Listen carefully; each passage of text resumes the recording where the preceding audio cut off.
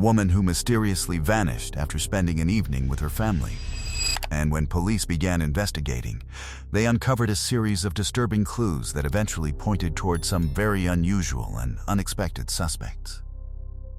In the end, detectives managed to uncover the truth, but the shocking part was that the answer had been sitting right in front of them all along. Lisa Valdez was born on September 6, 1961.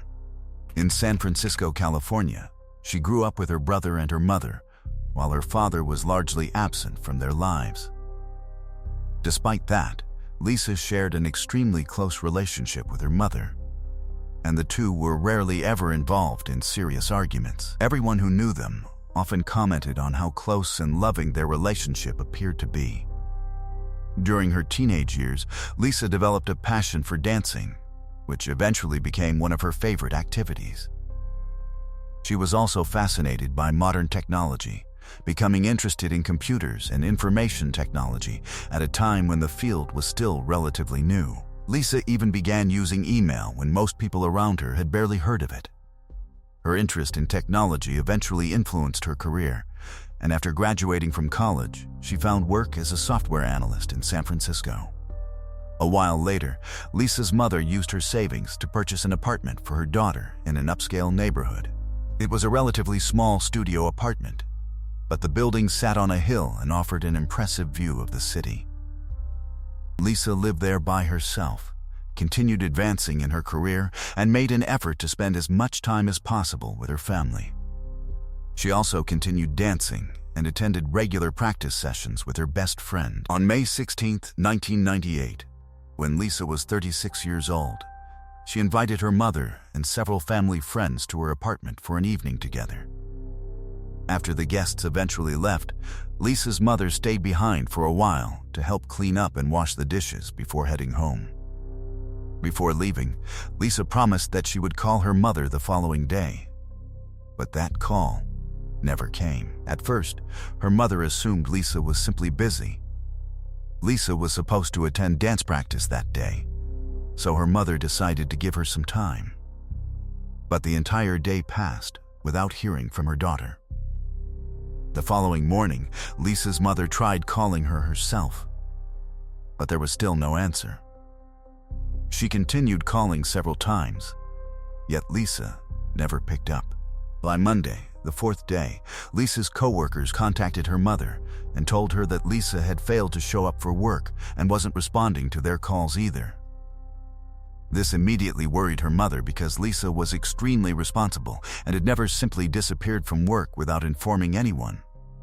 Concerned that something might have happened, her mother went to Lisa's apartment complex to check on her. But as soon as she arrived, she noticed police tape surrounding the building and several officers moving around the area. She approached them and asked what had happened. The police explained that only a few hours earlier, residents had complained to the building manager about a strange odor coming from one of the apartments. When the manager went to investigate, he discovered that the apartment door was unlocked. He opened it and immediately saw a body lying on the floor, prompting him to call the police. Officers quickly identified the victim as Lisa.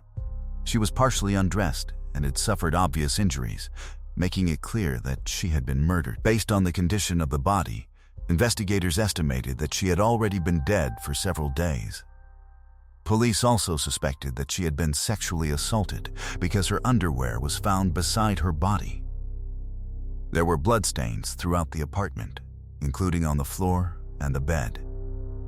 The television was still running, while the air conditioner had been set to 78 degrees. The apartment itself was messy and appeared to be in complete disarray, although detectives later discovered that this wasn't necessarily unusual because Lisa wasn't particularly careful about keeping her home perfectly organized. There was no obvious evidence of a robbery. Her jewelry and other valuable possessions were still sitting inside the apartment in plain view. Only a few items appeared to be missing, including her keys and a gym bag. Investigators also noticed something particularly disturbing. Some of Lisa's long hair had been cut off and taken from the scene. Combined with the numerous injuries on her body, This suggested that the killer may have had a deeply personal reason for attacking her. Detectives began considering the possibility that Lisa knew her attacker, and that the murderer may have held some kind of hatred or resentment toward her. Another detail supporting this theory was the lack of forced entry.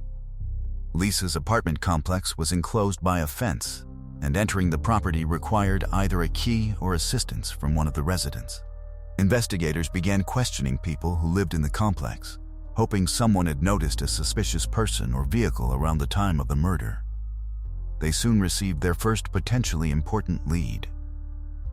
One of Lisa's neighbors explained that he had recently returned from vacation and noticed that part of the metal frame around his front door appeared bent. There was also a faint blood stain on the door. He reported the damage to the building manager, but neither of them contacted the police because there was no obvious sign that anyone had actually entered the apartment.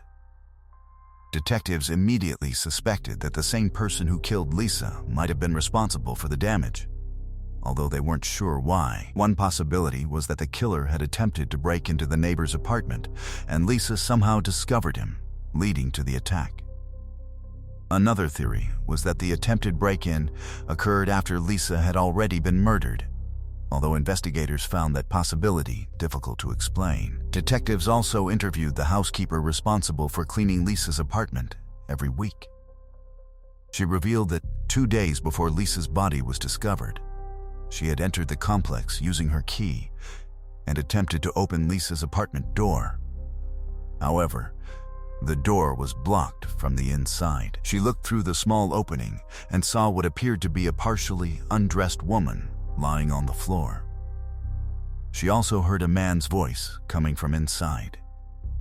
Believing she had accidentally interrupted something private, the housekeeper immediately left without investigating further.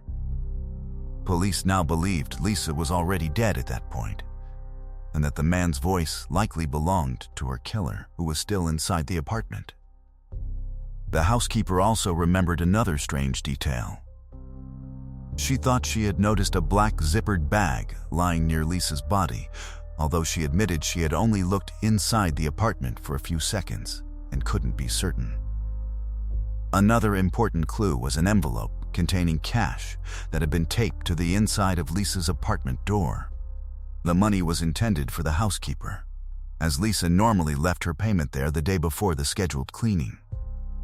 Since the envelope was still untouched, investigators believed Lisa had likely been attacked sometime after her mother left, probably during the late night or early morning hours when she would normally have prepared the payment. This theory was soon supported by people living in the apartment below Lisa. They told investigators that during that same night, they heard unusual noises coming from the apartment above.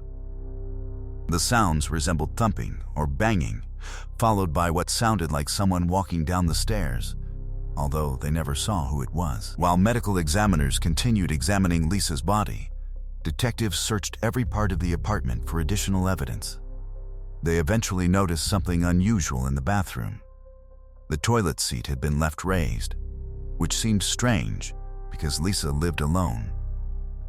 Forensic specialists examined the seat and discovered a partial fingerprint that did not belong to Lisa. Investigators collected fingerprints from her relatives, friends, and other people who had legitimate reasons to have been inside her apartment, but none of them matched. This raised the possibility that the fingerprint belonged to the murderer. Medical examiners soon completed more of their examination and provided detectives with another important lead. Lisa had suffered more than 20 stab wounds, and because her body had already begun decomposing, investigators couldn't determine with certainty whether she had also been sexually assaulted. However, she had several defensive injuries, indicating that she had fought desperately against her attacker. Experts also discovered tiny skin particles beneath Lisa's fingernails, which were believed to have come from the person she fought with. These samples were sent to the laboratory for further analysis. At the same time, forensic specialists continued examining the physical evidence recovered from the apartment and eventually discovered another potentially crucial clue. One of the pillowcases contained a large number of bloodstains, but laboratory testing revealed that not all of the blood belonged to Lisa. Some of the stains appeared to have come from another person. Because of this discovery, detectives sent the pillowcase to the laboratory for a much more detailed examination. Investigators believe the murderer may have accidentally cut himself while attacking Lisa, something that can happen during a violent stabbing when a knife suddenly slips or changes direction. This possibility was strengthened by another disturbing discovery. Inside the toilet, detectives found 2 used bandages that appeared to have come from a first aid kit. They suspected the killer may have used them to stop the bleeding from an injury before disposing of them in the toilet. It was also possible that he had left his fingerprints on the toilet seat while getting rid of the bandages. When the forensic analysis was completed, experts confirmed that the blood on the pillowcase belonged to an unidentified man who wasn't present in the FBI's DNA database. Even more importantly, the skin cells recovered from beneath Lisa's fingernails matched the same unknown male, as did the blood found on her knee. Although investigators still had no name to attach to the DNA profile, they now had something extremely valuable: the genetic signature of Lisa's killer. Detectives began comparing it against samples from known offenders in the area, and also started taking a much closer look at people who had been part of Lisa's life. Lisa's mother told investigators that her daughter had been dating a man named Albert Keto, and that the two were supposed to go out together the day after Lisa was murdered. However, Keto had unexpectedly canceled their plans a few days before. Detectives brought him in for questioning and immediately noticed something suspicious. He had a large cut on one of his hands, and investigators knew that an attacker could easily injure himself while repeatedly stabbing someone. This made Keto an obvious person of interest, but he strongly denied having anything to do with Lisa's death. Police collected his fingerprints and DNA and sent both samples to the laboratory for comparison. To the detective's surprise, neither sample matched the blood on the pillowcase or the skin cells recovered from Lisa's fingernails. The evidence clearly belonged to someone else. Investigators continued examining Lisa's relationships and eventually decided to listen carefully to the messages that had been left on her answering machine shortly before her death. They compiled a list of approximately 40 people who had contacted her. But one message immediately caught their attention. Just a few hours before the murder, while Lisa still had guests inside her apartment, a man called her. Lisa didn't answer, so he left a strange message saying, "You know how it goes. Toita. Hey Lisa, are you home?" Detectives played the recording for one of Lisa's close friends, who immediately recognized the voice. She identified the caller as Albert Robinson, one of Lisa's co-workers. Robinson had openly expressed romantic feelings toward Lisa on several occasions, but she had never wanted a relationship with him. Despite that, the two continued interacting at work and through their mutual circle of friends, and Lisa considered Robinson nothing more than a friend. A few days after the murder, something else happened that made investigators even more suspicious. During the memorial service held for Lisa, Robinson appeared and delivered a speech that left many people confused. He claimed that he and Lisa had been deeply in love, that they were planning to get married, and that they intended to start a family together. But Lisa's friends and mother immediately rejected those claims. According to them, Lisa had told them that Robinson was interested in her, but she had never returned his feelings. Lisa's mother emphasized how close she and her daughter had been and said that Lisa would never have hidden something as important as marriage plans from her. Police brought Robinson in for questioning, where he continued to deny having anything to do with the murder. He insisted that he loved Lisa and said he could never hurt her. However, there was one major problem. Robinson refused to provide detectives with either his fingerprints or a DNA sample. At that point, almost everything seemed to point toward him. Investigators wondered whether his apparent obsession with Lisa, combined with her rejection, could have pushed him toward violence. The brutality of the killing also appeared personal, and the fact that the murderer had deliberately cut off some of Lisa's hair and taken it away could have been connected to an unhealthy fixation on her. Eventually, detectives obtained a search warrant for Robinson's home, and what they found there only increased their suspicions. His house contained dozens of photographs of Lisa. suggesting that his interest in her went far beyond an ordinary friendship. Despite this discovery, Robinson continued denying that he had killed her. This time, however, he finally agreed to provide his fingerprints and DNA for testing. Detectives were almost convinced that they had finally found their killer, but the laboratory results delivered another major surprise. Neither Robinson's DNA nor his fingerprints matched the evidence recovered from Lisa's apartment.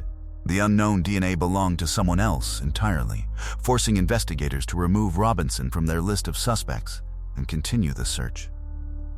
Once again, the case reached a dead end. Detectives repeatedly checked the unidentified DNA profile against criminal databases, hoping the killer would eventually commit another offense that would place his genetic information into the system. But year after year, nothing came back. Investigators found it difficult to understand how someone could commit such a brutal and personal murder without ever appearing in the databases, especially because they suspected this was unlikely to have been his first serious crime. For years, police continued running comparisons and searching for possible matches, but every attempt ended without an answer. Lisa's mother appeared on television several times, pleading with anyone who knew something about her daughter's murder to come forward. But no useful information emerged. Then, in 2010, detectives learned that the FBI had begun experimenting with a newer DNA comparison technique that could potentially connect an unidentified DNA profile to relatives already present in law enforcement databases. This was different from the genetic genealogy methods that became widely known several years later, because the technique could primarily identify close relatives, such as a father or brother of the person whose DNA was being investigated. With no other promising leads, detectives requested this type of comparison in 2011 and waited for the results. On September 2nd, the lead detective finally received a call from the FBI containing both good news and bad news. Investigators were told that the FBI would not carry out the requested comparison with possible relatives in the database. But the reason was completely unexpected. Before performing such a search, experts routinely retested the original DNA sample to make sure the profile was accurate. This time, 13 years after Lisa's murder, the test produced a perfect match. The DNA recovered from the blood and the skin cells beneath Lisa's fingernails belonged to a 52-year-old man named Anthony Hughes, whose genetic information had only recently entered the FBI database. Hughes had an extensive criminal history stretching back many years, yet none of his previous offenses had required him to provide a DNA sample for the national database. That changed when California laws were expanded to require DNA collection from offenders regardless of the seriousness of their crimes. Hughes was eventually arrested for a relatively minor shoplifting offense, and that incident resulted in his DNA being entered into the system. His fingerprints were also added to the database, and when investigators compared them with the unidentified print recovered from Lisa's toilet seat, they found another perfect match. Experts even identified. Investigators were even able to determine exactly which finger had left the fingerprint, giving them another strong piece of evidence before they moved in to arrest Anthony. But before taking him into custody, detectives wanted to see if they could uncover anything else that might connect him directly to Lisa's murder. And that's when the case took another unexpected turn. 13 years earlier, police had reviewed the messages left on Lisa's answering machine, but at the time they had focused only on calls made shortly before the murder. Now, after all these years, detectives discovered something they had completely overlooked. Anthony Hughes had actually called Lisa just one day after she was killed and left a message on her machine. The message itself sounded completely ordinary and didn't immediately raise any red flags. But if investigators had looked into Anthony back in 1998, they would have discovered not only his lengthy criminal history, but also another important connection. While reviewing Lisa's personal belongings, detectives examined her address book and found Anthony's phone number listed inside. This confirmed that Lisa had known him personally. Investigators then spoke with Lisa's friends and learned that she had apparently dated Anthony for a period of time while they were both in high school. At this point, detectives had enough information to bring Anthony in for questioning. However, they knew the suspect didn't have a permanent address, so they wanted to approach the arrest carefully and make sure he wouldn't have an opportunity to disappear. Officers eventually arrested him under the pretext that they were investigating a series of robberies in San Francisco. Anthony surrendered without putting up any resistance. During the interrogation, detectives initially questioned him about the robberies and gradually shifted the conversation toward his criminal background. Eventually, they asked whether he knew Lisa Valdez. At first, Anthony claimed that he didn't know her, but when investigators showed him Lisa's photograph, he changed his story and admitted that they had known each other in high school. Anthony insisted that he hadn't seen Lisa since the late 1980s. Detectives spent several hours questioning him about their relationship and trying to determine whether they had been in contact more recently. Finally, they confronted him with the DNA evidence recovered from Lisa's apartment. Anthony's reaction was completely unexpected. He suddenly began crying and asked the detectives for a pen and a piece of paper. Believing that he might finally be ready to confess, the investigators gave him what he requested. But instead of writing anything down, Anthony began violently striking himself with the pen. Officers immediately restrained him while he continued crying and shouting that the police were trying to frame him for a murder he hadn't committed. Anthony was subsequently charged with Lisa's murder, and detectives contacted her family to inform them that after more than a decade, they had finally identified the person responsible. However, the family would still have to wait another 4 years before the case reached trial. When Anthony eventually appeared in court, he initially seemed confident and even somewhat arrogant, occasionally smirking as the proceedings began. As the trial progressed, however, his appearance changed. He started arriving in court carrying a Bible and wearing a cross around his neck, something the lead detective believed was an attempt to influence the jury and portray himself in a certain way. Anthony's defense attorney argued that his client could not physically have committed the murder. Several years earlier, Anthony had been diagnosed with a medical condition that weakened his muscles and made repetitive movements extremely difficult. His lawyer argued that someone suffering from such a condition would not have been capable of delivering more than 20 stab wounds. But the prosecution countered that medical records from the year Lisa was murdered showed Anthony's condition was under control and that his treatment was working effectively. More importantly, prosecutors had overwhelming forensic evidence placing Anthony inside Lisa's apartment. His skin cells were found beneath Lisa's fingernails. His blood was discovered on the pillowcase, and his fingerprint was recovered from the toilet seat. Despite all of this evidence, Anthony continued insisting that he had not seen Lisa since the late 1980s. Prosecutors presented their theory that Anthony had contacted Lisa and gone to her apartment, where he attempted to become intimate with her. When she rejected him, investigators believed he became enraged and attacked her, eventually stabbing her repeatedly. They theorized that after killing Lisa, he cut off part of her hair and took it with him before leaving the apartment. After hearing the evidence, the jury unanimously found Anthony guilty of first-degree murder. However, another legal complication soon emerged.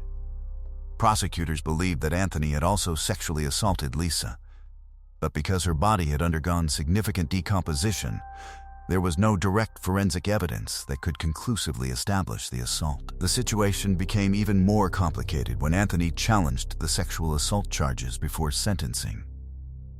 His defense argued that the lengthy delay in bringing those charges violated his constitutional rights. As a result, the case was legally altered, and the primary murder conviction was eventually reduced from first-degree murder to second-degree murder, leading to a less severe sentence. Anthony was ultimately sentenced to life in prison with the possibility of parole after 16 years, meaning he could potentially seek release in 2031 at the age of 72. Since then, Anthony has remained behind bars while continuing to maintain that he is innocent. Lisa's family hopes that when he eventually becomes eligible for parole, the board will refuse his request. His continued denial of responsibility could work against him, because parole boards often view a refusal to acknowledge guilt as a sign that an inmate lacks remorse and may not be ready to return to society. After more than a decade of unanswered questions, Lisa's family finally learned who was responsible for her death, but the case left behind a painful reminder of how difficult it can be to uncover the truth when the person responsible manages to disappear into the crowd. Share your thoughts on this story in the comments section, and don't forget to press the like button if you enjoyed my video. Let's move on to the next case. A university student who left the library one evening and mysteriously disappeared, never to be seen alive again. From the earliest stages of the investigation, detectives encountered a series of disturbing, unusual, and even shocking details, some of which eventually contributed to changes in state law. Yet despite all these developments, the truth remained hidden for decades, and it wasn't until 2024 that investigators finally managed to solve the mystery. Tara Baker was born on January 20th, 1977, in East Point, Georgia. Her parents divorced when she was still young, and her mother later remarried. Tara grew up with 2 brothers and a sister, making her the oldest of 4 children. From an early age, Tara developed a strong interest in the legal system and dreamed of becoming either a lawyer or a judge someday. She would conduct pretend trials using her stuffed animals, create legal agreements for her relatives, and even write letters to politicians. On one occasion, she wrote directly to the President of the United States to complain that one of his speeches had interrupted her favorite television program. After graduating from high school, Tara enrolled at Georgia College, where she completed her studies in only 3 years and earned 2 bachelor's degrees. In 1999, she continued her education by enrolling at the University of Georgia. The university had one of the country's highly regarded law programs and was located in Athens, a small college town only a few hours' drive from her family's home, making it an ideal choice for Tara. Since she no longer wanted to live in a dormitory, she decided to rent a room in an off-campus house instead. The house was divided into 3 separate rental rooms, with 2 other university students occupying the remaining rooms. Tara already knew one of her roommates from college. While attending law school, Tara also worked at a respected law firm in downtown Athens. The job allowed her to pay her living expenses while also giving her valuable experience in the legal profession she hoped to pursue. By January 2001, Tara was 23 years old and in her 2nd year of law school. She spent a great deal of time studying, particularly at the university library, and the evening of January 18th was no different. Tara went to the library with a friend, and the two spent several hours studying together. Around 7:30 p.m., her friend decided to leave and return home, but Tara chose to remain at the library for a while longer. At approximately 9:46 p.m., Tara called her friend to make sure she had arrived home safely. During the conversation, Tara said that she planned to leave the library and head home within the next few minutes. That was the last known communication anyone had with her. The following evening, around 6 p.m., Tara's mother, Virginia Baker, received a strange phone call. At first, she assumed it was some kind of prank, because the person on the other end introduced himself as a detective and asked whether her daughter had ever been arrested, explaining that they needed Tara's fingerprints. Thinking the caller was joking, Virginia hung up. However, something about the conversation bothered her, so she called the Athens Police Department herself. To her shock, officers confirmed that the caller had actually been a detective. They then explained that a fire had occurred at Tara's house. Still confused, Virginia asked to speak with her daughter. The detective told her that they couldn't locate Tara and that an unidentified body had been discovered inside the house, which was why they needed her fingerprints. He explained that investigators had managed to locate one of Tara's roommates, who had not been inside the house when the fire occurred. But the other roommate and Tara were still missing. Detectives believed the body could belong to one of them. Virginia then asked the officer to describe the room where the body had been discovered. His answer left her speechless. He said the room contained numerous antiques, something Tara had been collecting for years. Tara's family immediately drove to Athens, desperately hoping that there had been some kind of misunderstanding and that Tara was actually safe. When they arrived at the police station, however, they were forced to wait for hours without receiving any clear information. Eventually, a detective came out and delivered the devastating news. The body found inside the house was Tara's, and she had not died in the fire. She had been murdered. The detective then told the grieving family that he was too exhausted to answer their questions and walked away. Before leaving, however, he mentioned one disturbing detail. Tara had apparently left investigators a kind of final clue beneath her fingernails. Forensic experts had recovered tiny fragments of skin belonging to the person who had attacked her, potentially giving investigators a way to identify the killer. Tara's relatives were devastated and overwhelmed by the news, but they were also desperate for answers. They repeatedly asked police what had happened, yet investigators refused to provide them with additional details.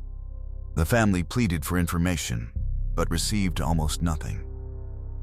From that point forward, the local police department rarely contacted them, leaving Tara's relatives to repeatedly call and visit the station themselves just to learn anything about the investigation. Over time, they slowly managed to piece together parts of what had happened. At approximately 11 o'clock in the morning on January 19th, firefighters had been called to Tara's address after a fire was reported. Once the flames were extinguished, firefighters discovered a body inside the house, which was later identified as Tara Baker. Medical examiners determined that she had been murdered. Her body showed signs of strangulation and multiple stab wounds, and investigators also believed she had been sexually assaulted. The fire had started sometime after Tara's death, leading detectives to suspect that the killer deliberately set it in an attempt to destroy evidence.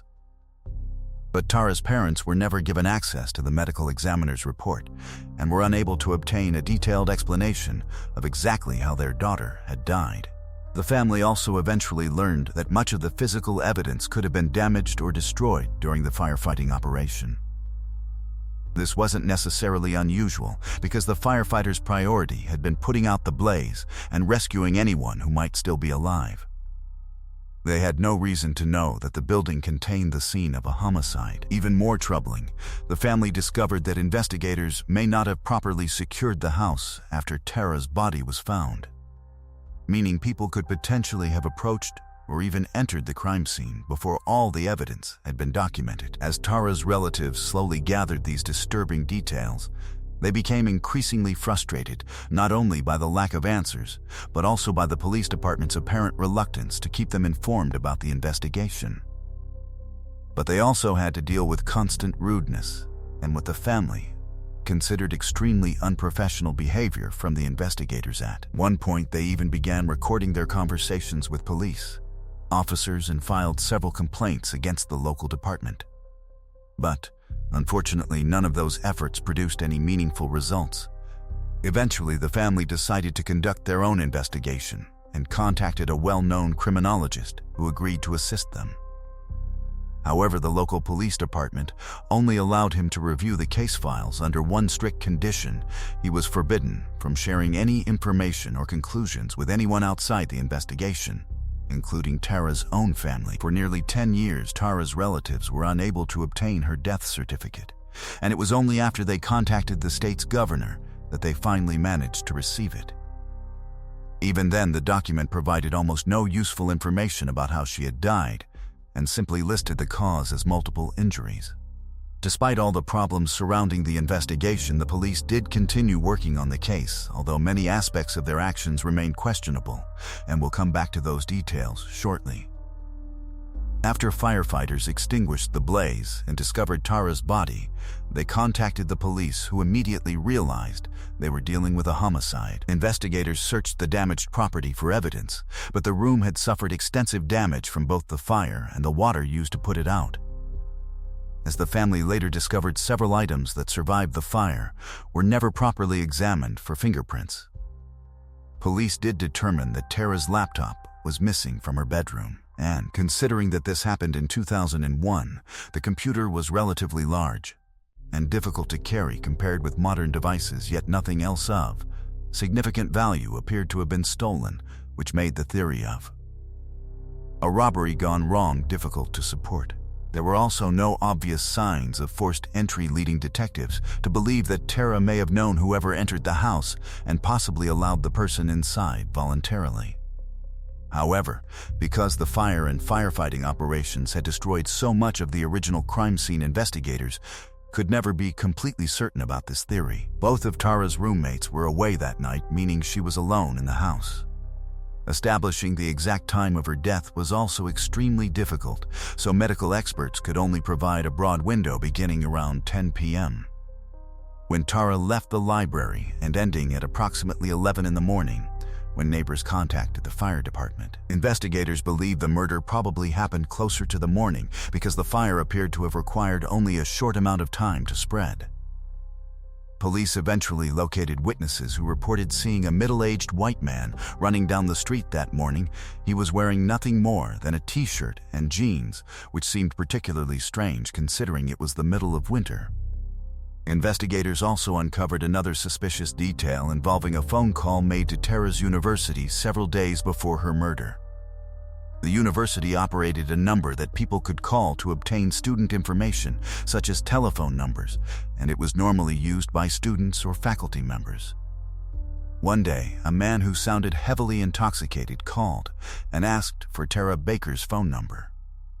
According to the employee, he struggled to write it down correctly and didn't manage to do so until his 8th attempt. Despite the suspicious nature of the call, investigators were never able to determine who the man was. At the time of the murder, Tara had a boyfriend who immediately became one of the main persons of interest. He provided an alibi that investigators were eventually able to verify, but despite confirming his whereabouts, the police were strangely reluctant to completely clear him as a suspect. They continued treating him with suspicion, repeatedly calling both him and his parents in the middle of the night and ordering him to travel to another city so he could provide additional biological samples, answer more questions, and undergo a polygraph examination. Ironically, Tara's boyfriend was the person asked to identify her body.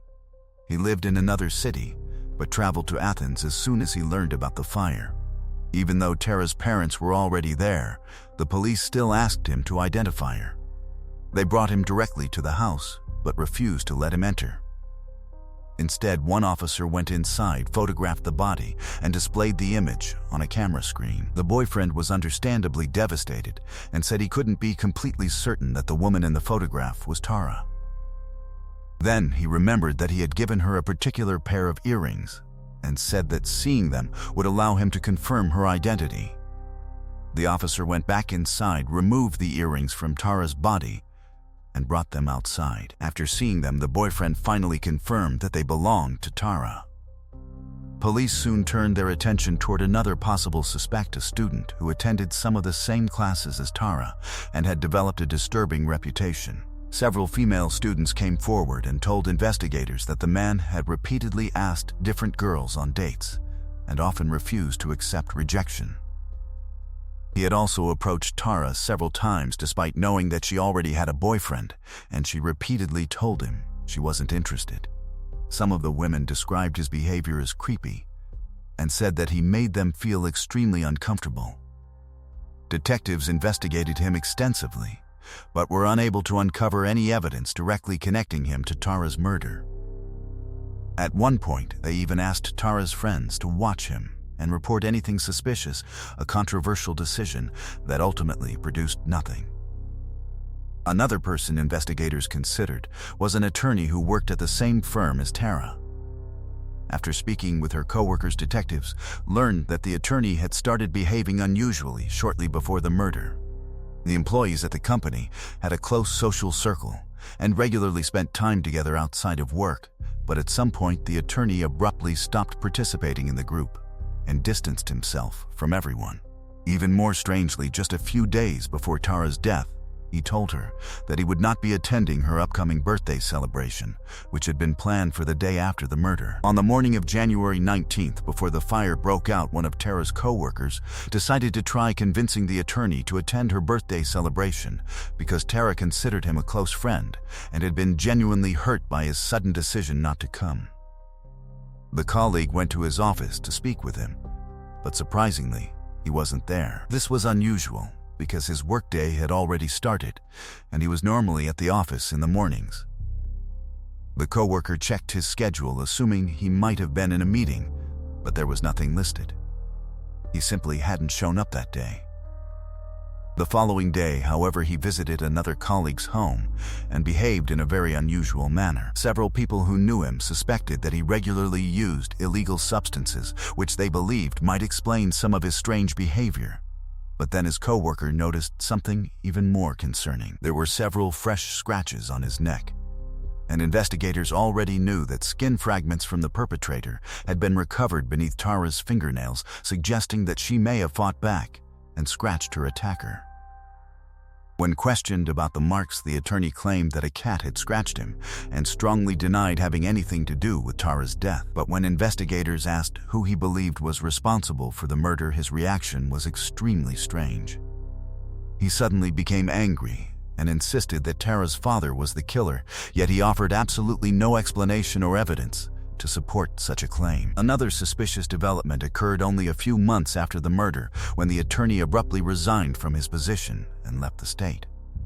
Whether police ever compared his DNA with the biological material recovered from beneath Tara's fingernails remains unclear, and for many years there was not even confirmation that those samples had been properly analyzed. As with many other aspects of the investigation, detectives kept their findings secret and didn't even provide detailed information to Tara's family. Police later discovered that the attorney had secretly been involved in relationships with two female co-workers despite being married, which could potentially explain both his unusual behavior and his unexplained absence from work around the time of the murder.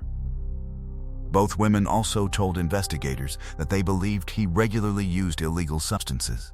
However, detectives were unable to uncover any concrete evidence connecting him to Tara's murder and eventually removed him from their list of suspects.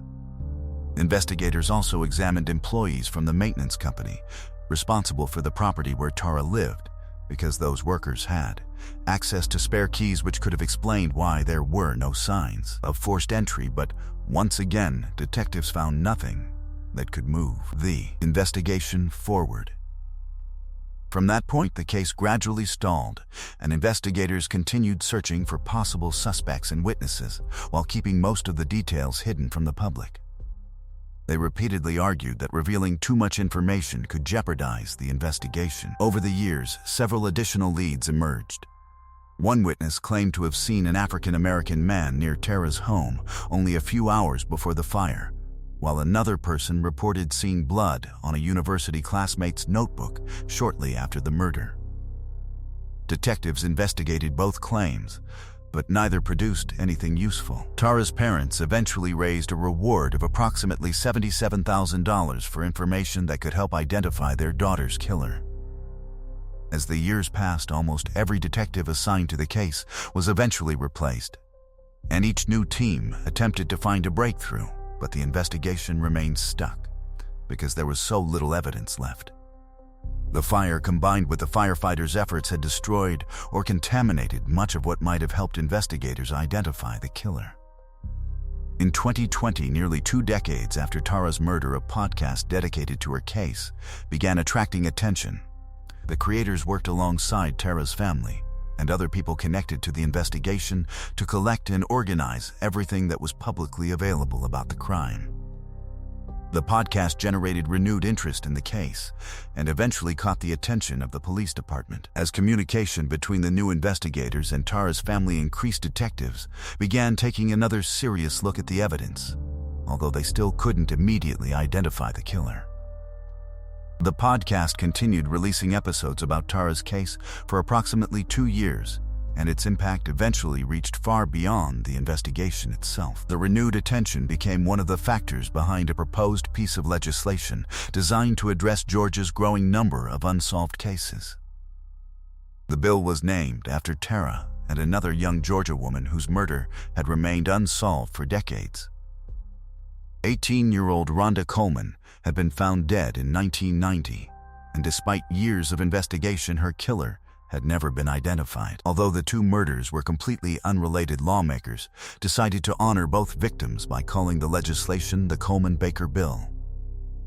In 2023, the bill passed unanimously, and Georgia's governor traveled to Athens to sign it alongside the families of both victims. The new law established a dedicated unsolved cases unit within the Georgia Bureau of Investigation and gave victims' families the ability to request reviews of cold cases, ask investigators to re-examine evidence, and encourage authorities to pursue additional investigative steps. Shortly after the legislation became law, the new unit was created, and Tara's murder became one of its first major priorities.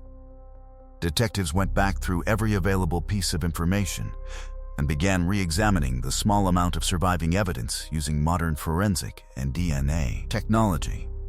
The review continued for several months until May 13, 2024, when police held a press conference and announced a major breakthrough. More than 23 years after Tara's murder, they had finally arrested a suspect. The man was identified as 48-year-old Edric Faust. During the press conference, investigators refused to explain exactly how they had identified him, saying only that modern DNA techniques and other biological evidence had played an important role. They deliberately withheld certain details because the case was moving toward trial, and revealing too much could potentially interfere with the prosecution. Officials said the evidence would be presented in greater detail during the court proceedings. Among the charges listed in Faust's arrest documents was an allegation involving assault against Tara, which raised the possibility that biological evidence collected from the victim had played an important role in identifying him. Investigators had previously recovered skin particles beneath Tara's fingernails, and modern forensic methods may have allowed them to obtain a usable DNA profile from that material. As for Faust, investigators later indicated that he had an extensive criminal history and had been arrested multiple times for various offenses, meaning his DNA may have eventually entered law enforcement databases. At the time Tara was murdered, he was 25 years old and living in the same city. However, detectives said they found no evidence suggesting that Faust knew Tara personally, which raised the possibility that he may have entered her home by force or convinced her to let him inside under some false pretense. Investigators also revealed that Faust had never previously been considered a suspect in Tara's murder and only became connected to the case shortly before his arrest, after detectives used newer DNA analysis techniques to revisit the evidence. At present, Faust remains in custody awaiting trial, and many of the details surrounding the evidence against him have yet to be publicly revealed. Those details are expected to emerge during the court proceedings. Investigators appear confident in their case, as Faust was denied bail, and authorities have officially identified him as the person responsible for Tara's death.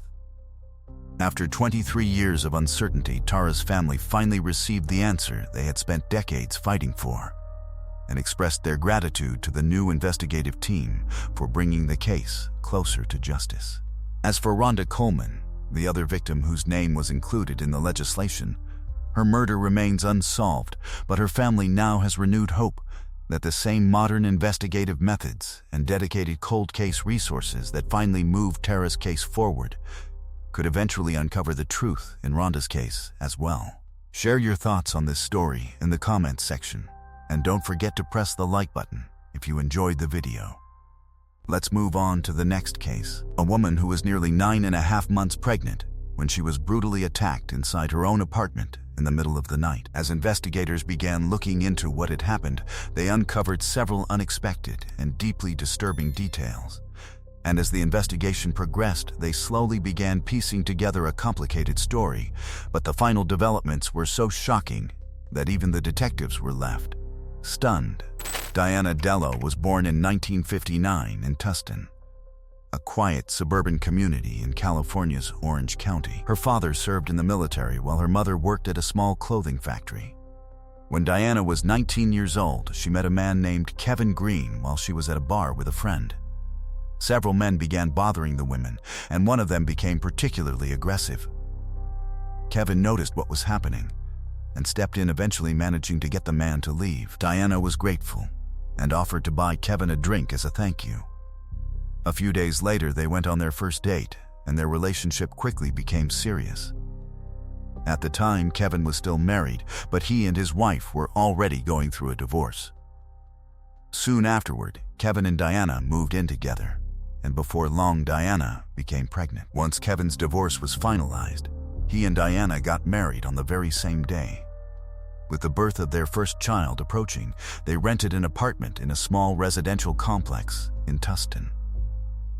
Kevin was serving in the Marines and worked as a helicopter mechanic at a nearby military base. Diana had previously worked alongside her mother at the clothing factory, but as her pregnancy progressed, she decided to stay home and focus on preparing for the baby. By the end of September 1979, Diana was approximately 9.5 months pregnant and could go into labor at any moment. On the evening of September 30th, Diana and Kevin watched a movie together before getting into an argument.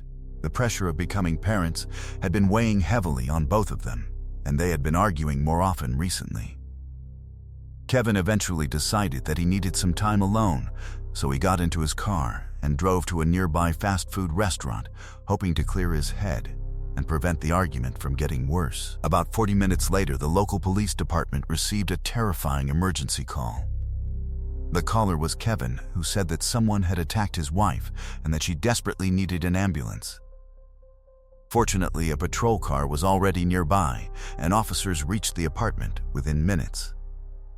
When they entered the home, they found Diana lying on the bed in the bedroom, covered in blood. At first glance, it appeared that she had suffered what looked like a gunshot wound to the head, and blood had splattered across the nearby wall. Despite her horrific injuries, Diana was still alive and struggling to breathe. One of the officers immediately began providing first aid while another tried to understand what had happened.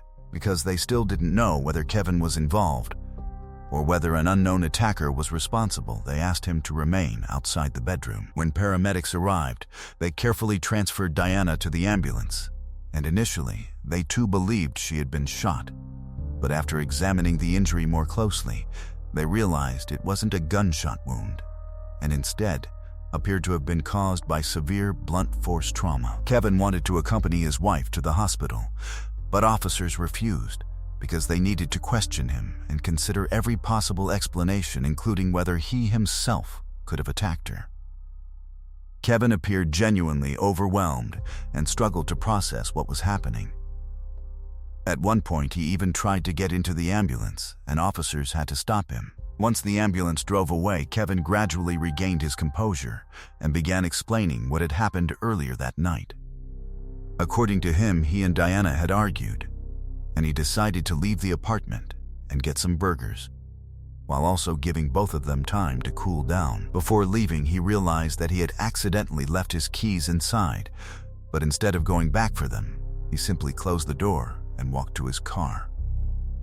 Kevin also told investigators that while driving away, he noticed a van parked not far from the apartment complex with its rear doors open, and an African-American man repeatedly walking between the van and the surrounding area. Because it was around 2 a.m, Kevin found the situation unusual, but continued driving. He first went to his usual fast food restaurant, but discovered that the line was extremely long, so he decided to visit another location belonging to the same chain several miles away. After purchasing burgers, he drove back home and said the entire trip took approximately 40 minutes. When he arrived at the apartment, he immediately noticed that the front door was standing wide open. Kevin rushed inside and heard a strange sound coming from the bedroom that sounded almost like snoring. When he entered the room, he found Diana lying on the bed, covered in blood and struggling to breathe, and immediately called the police. Several details of Kevin's story immediately attracted the detectives' attention. For one thing, they found it strange that he had decided to drive out for food in the middle of the night, and the fact that the trip had taken approximately 40 minutes seemed unusual because several restaurants were located much closer to his home. However, officers examined the evidence he had brought back with him and found that the food was still warm. The receipt also showed the restaurant's address and purchase time, which appeared to support Kevin's explanation. Based on this information, police eventually allowed him to go to the hospital, but before leaving, they asked him to provide a blood sample. Because DNA testing wasn't available at the time, investigators could only compare blood types from biological evidence found at the crime scene with Kevin's blood type. At the hospital, doctors confirmed that Diana's injury had not been caused by a firearm. They believed she had been struck repeatedly with a small but heavy object, possibly something like a piece of wood. After suffering multiple blows, Diana fell into a coma, while doctors worked desperately to save both her and her unborn child. After several hours, they managed to stabilize her condition, but she remained in critical condition and required further treatment. Meanwhile, investigators asked medical specialists to determine whether Diana had also been sexually assaulted. This was standard procedure in a case involving such injuries, but her position when she was discovered had also made officers consider that possibility. The examination soon confirmed that there were traces of semen on Diana's body. However, the discovery created another complication. Kevin had already told investigators that he and Diana had been intimate only a few hours before their argument that night. And because DNA technology was not yet available, there was no reliable way to determine whether the biological material belonged to Kevin or the attacker. Kevin and Diana's relatives spent the entire night at the hospital, desperately hoping that both Diana and her unborn child would survive. But by morning, the situation suddenly became much worse. One of the baby's monitors showed a severe and sudden deterioration. Despite the doctor's best efforts, they were unable to save the child, and the baby girl died. As for Diana, doctors immediately performed surgery following the baby's death and eventually managed to stabilize her condition. She remained unconscious and in a coma, but her chances of survival had improved, although doctors warned that the severity of her injuries could prevent her from ever returning to a normal life. Meanwhile, investigators continued working around the clock, trying to determine who had entered Diana's apartment and brutally attacked her after the tragic death of her unborn daughter. The case was officially treated as a homicide, and the local police department immediately committed all available resources to the investigation. Even though Kevin had provided an apparent alibi, detectives were not ready to completely eliminate him as a suspect. Several details in his story continued to trouble them. He had argued with Diana only a few hours before the attack, left the apartment with the front door unlocked, and remained away for much longer than would normally be expected for a quick trip to a fast food restaurant. His claim that he had spotted a suspicious man near the apartment in the middle of the night also seemed almost too convenient. Still, investigators had no direct evidence connecting Kevin to the attack. At the same time, however, police already had another potential suspect in mind. About a year earlier, a series of remarkably similar attacks had begun in Tustin and the surrounding communities. In December 1978, an unknown attacker broke into the apartment of a 17-year-old girl, struck her with a piece of wood, sexually assaulted her, and ultimately killed her. 4 months later, another 21-year-old woman was attacked inside her home in almost exactly the same manner. She was struck with a wooden object and died from her injuries. Then, in July 1979, the same type of attack occurred again when an intruder entered another woman's apartment and assaulted her with a piece of wood. This victim survived, but she remained in a coma for several weeks, and when she eventually recovered, her testimony provided investigators with little useful information about the attacker. In September 1979, less than a month before Diana was attacked, another 31-year-old woman was assaulted and died the following day. Her son managed to provide investigators with a description of the attacker, but police were still unable to identify him. The similarities between all these crimes were impossible to ignore. Just like Diana, the other victims had been attacked inside their homes, struck with a blunt wooden object, and sexually assaulted. detectives became convinced that they were dealing with a serial offender and began focusing almost all of their efforts on finding him. The media soon gave the unknown criminal a chilling nickname, the bedroom basher. Because the attacks were occurring at short intervals and within a relatively small suburban area outside Los Angeles, investigators feared the killer could strike again at any moment. Police went public with warnings, particularly urging women who lived alone and those residing in ground-floor apartments to take extra precautions, as these appeared to be the preferred targets. Fear quickly spread throughout the community. Women rushed to purchase anything they could use for protection, enrolled in self-defense classes, and began staying with relatives or friends rather than spending nights alone. Police increased nighttime patrols, and detectives questioned anyone who might have information about the attacks. Eventually, several residents reported seeing a suspicious white man with thick dark hair near the homes of some victims. Although the description was vague, investigators located several men who matched it and questioned them. But none turned out to be connected to the crimes. About a week after Diana's attack, doctors gave her family some encouraging news. She had finally regained consciousness. Unfortunately, there was a major problem. Diana couldn't speak, couldn't remember what had happened, and appeared to have suffered severe cognitive damage. Doctors believed that her brain was functioning at a level comparable to that of a young child, and warned her family that recovery could take a long time. Around the same period, another woman in Tustin was attacked. An unknown intruder entered the apartment of a 24-year-old woman, beat her repeatedly with a piece of wood, and sexually assaulted her. Tragically, she did not survive, providing investigators with another apparent link to the bedroom basher case. Diana remained in the hospital for several more days, and although her mental condition slowly began improving, her memory was still almost completely gone. She couldn't even remember her parents. Doctors explained that her memories might eventually return, but they strongly advised the family not to tell her anything about the attack, and instead allow her mind to recover naturally. Once Diana was no longer in immediate danger, she was discharged from the hospital and taken home by her family. Because Kevin needed to continue working at the military base to support the household, Diana and Kevin temporarily moved in with Diana's parents so they could provide her with constant care. About 2 weeks later, another horrifying attack occurred in the area, once again following a similar pattern. This time, a 17-year-old girl was attacked and killed by the unknown assailant.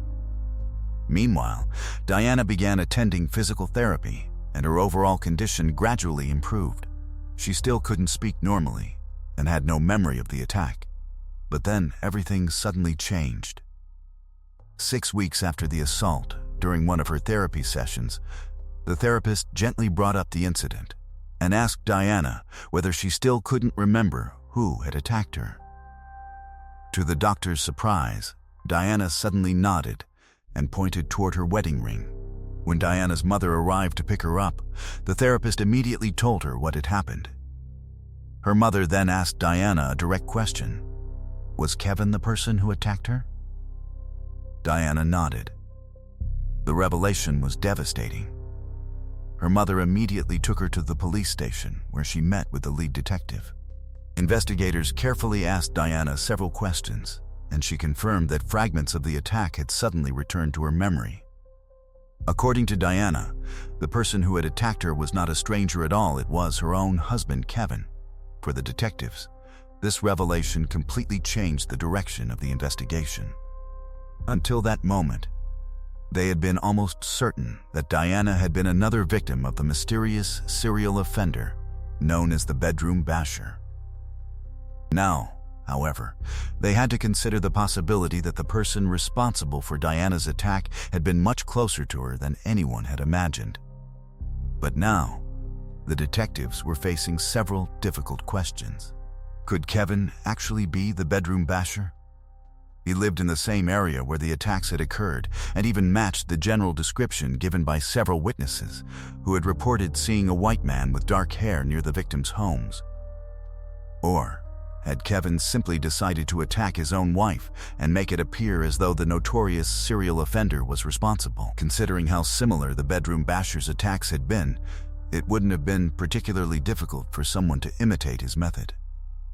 The lead detective also realized that arresting Kevin immediately could create another problem. If he was responsible for the other attacks, the police might never be able to prove it, and once Kevin realized investigators suspected him, he could potentially flee or destroy evidence. After carefully considering the situation, the detective made a difficult decision. He asked Diana and her mother to pretend that Diana still remembered nothing about the attack and return home to Kevin. It was an incredibly difficult request, but they agreed because they understood that it could help investigators determine whether Kevin was connected to the other crimes. Police placed Kevin under surveillance and began monitoring his movements closely, hoping he would eventually make a mistake or reveal something that could connect him to the bedroom basher attacks. Detectives also spoke with Kevin's friends and acquaintances to learn more about his relationship with Diana, and they quickly uncovered something troubling. People who knew the couple well described their marriage as tense and unstable. Kevin and Diana argued frequently, something their neighbors also confirmed, saying they often heard the couple shouting at each other. Kevin's friends also revealed that he regularly complained about Diana refusing to be intimate with him during the final months of her pregnancy. This was especially significant because Kevin had given detectives a completely different description of their marriage, portraying their relationship as nearly perfect. Despite these revelations, however, investigators still couldn't find anything directly connecting Kevin to the other attacks. He continued behaving normally, going to work and returning home without making unnecessary stops or doing anything that immediately raised suspicion. Then, the forensic laboratory delivered another important result. Besides finding biological material believed to belong to the attacker, experts had recovered skin particles containing blood from underneath Diana's fingernails. When they compared the blood type associated with the material to Kevin's blood sample, they discovered that the two matched. This did not prove that Kevin was the attacker, but it gave detectives another piece of evidence pointing in his direction. Investigators began developing a theory about what had happened that night. They believed Kevin really had gone to the fast food restaurant, and the receipt and statements from employees confirmed that he had been there. However, detectives suspected he may have attacked Diana before leaving the apartment, and then quickly driven to the restaurant to establish an alibi. The roughly 40-minute trip would then give him enough time to carry out the attack before arriving at the restaurant. As for the motive, detectives believed the couple's ongoing problems with intimacy could have played an important role. Kevin had repeatedly complained to friends that Diana was refusing to be intimate with him, even though he told police that they had been intimate only a few hours before the attack. Investigators suspected that the ongoing frustration, combined with the stress surrounding the pregnancy and their troubled relationship, may have pushed him over the edge. Police eventually spoke with Diana again, and this time she confirmed that her memory of the attack had returned clearly. She told investigators that Kevin was the person who had assaulted her. At that point, Diana's mother told detectives that she and her daughter could no longer continue pretending to live normally under the same roof with Kevin. Investigators agreed that they had gathered enough information to move forward. Kevin was arrested while he was at a store, allowing police to take him into custody without putting Diana or her family at unnecessary risk by confronting him at their home. Even after his arrest, Kevin refused to confess. He continued insisting that everything had happened exactly as he had originally described and maintained that he had nothing to do with the attack. Prosecutors spent the next 10 months preparing the case for trial. During that period, Diana's physical condition gradually improved. She regained the ability to speak, although she still struggled with her speech because of the severe injuries she had suffered. Several doctors also examined her and independently concluded that her cognitive abilities had recovered enough for her to provide reliable testimony. When the trial began, Diana took the stand and described what she remembered about the attack, firmly identifying her husband as the person responsible. Kevin's defense team continued to rely heavily on his fast food alibi, arguing that the restaurant receipts supported his claim that he had been away from the apartment. But the alibi was not enough to overcome Diana's testimony and the other evidence presented by prosecutors. In November 1980, Kevin was found guilty of killing his unborn child and assaulting his wife. He received a sentence of 15 years to life in prison. But the case still left detectives with one enormous unanswered question. Was Kevin also the bedroom basher? Before his arrest, 2 additional attacks with remarkably similar characteristics had occurred in the same county, although both victims survived. Neither woman was able to identify her attacker, leaving police without a confirmed suspect. Then, something remarkable happened. After Kevin was arrested, the attacks suddenly stopped. Before his arrest, the bedroom basher had been striking repeatedly, sometimes with only a few weeks between incidents. Yet after Kevin was taken into custody, no more attacks matching the same pattern were reported. The timing was difficult for investigators to ignore, although they never obtained enough evidence to officially prove that Kevin was responsible for the other crimes. Following his conviction, Diana filed for divorce, and Kevin did not challenge it. She continued working on her recovery, but the injuries she had suffered left permanent consequences. Although her brain function eventually improved significantly, she continued to experience problems with her hearing and vision and struggled with speech for the rest of her life. Kevin, meanwhile, continued to maintain his innocence. Prison life was reportedly difficult for him, particularly because other inmates blamed him for the death of his child. He was attacked multiple times and was hospitalized on several occasions. When Kevin eventually became eligible for parole, the commission denied his request, and he received 3 additional denials over the years. One of the main reasons was his continued refusal to acknowledge responsibility for the crime, which authorities viewed as a sign that he lacked remorse. And then, years later, advances in DNA technology would raise an entirely new possibility, one that could finally help answer the question detectives had been unable to resolve for decades. Was Kevin really the man behind the bedroom basher attacks? As DNA analysis became increasingly common in forensic investigations, Kevin tried to have the existing biological evidence tested and compared with his DNA. Unfortunately, his request was rejected because he couldn't afford the cost of the analysis. This situation continued until 1996, when the police department reopened its investigation into the series of attacks attributed to the bedroom basher. By then, the semen samples collected from the victims had remained preserved in the laboratory, giving investigators a new opportunity to determine whether the same person had committed the crimes, and more importantly, possibly identify him. Kevin was still considered the primary suspect, but when forensic experts finally developed a DNA profile from the perpetrator and entered it into the database, investigators received an astonishing result. The DNA did not belong to Kevin at all. Instead, it matched another man named Gerald Parker. Parker had been arrested in the same year as Kevin after assaulting a 13-year-old girl in Tustin and was captured shortly afterward. At the time, detectives had not connected his crime to the bedroom basher attacks because the circumstances appeared different. The bedroom basher targeted women late at night inside their apartments, while Parker had abducted the young girl from the street. Parker had remained in prison ever since and was only days away from his scheduled release when investigators discovered that his DNA matched samples from multiple unsolved attacks. Once the matches were confirmed, detectives also returned their attention to Diana's case. Although her attack had already been considered solved, investigators now believed it was highly likely that the same person had attacked her. They finally had confirmation that Kevin was not the serial killer, leaving them with another critical question. Had Kevin actually attacked Diana at all? There was also an extraordinary coincidence that caught the detectives' attention. During the years when the bedroom basher was active, Parker had served at the same military base as Kevin. Parker also owned a dark-colored van.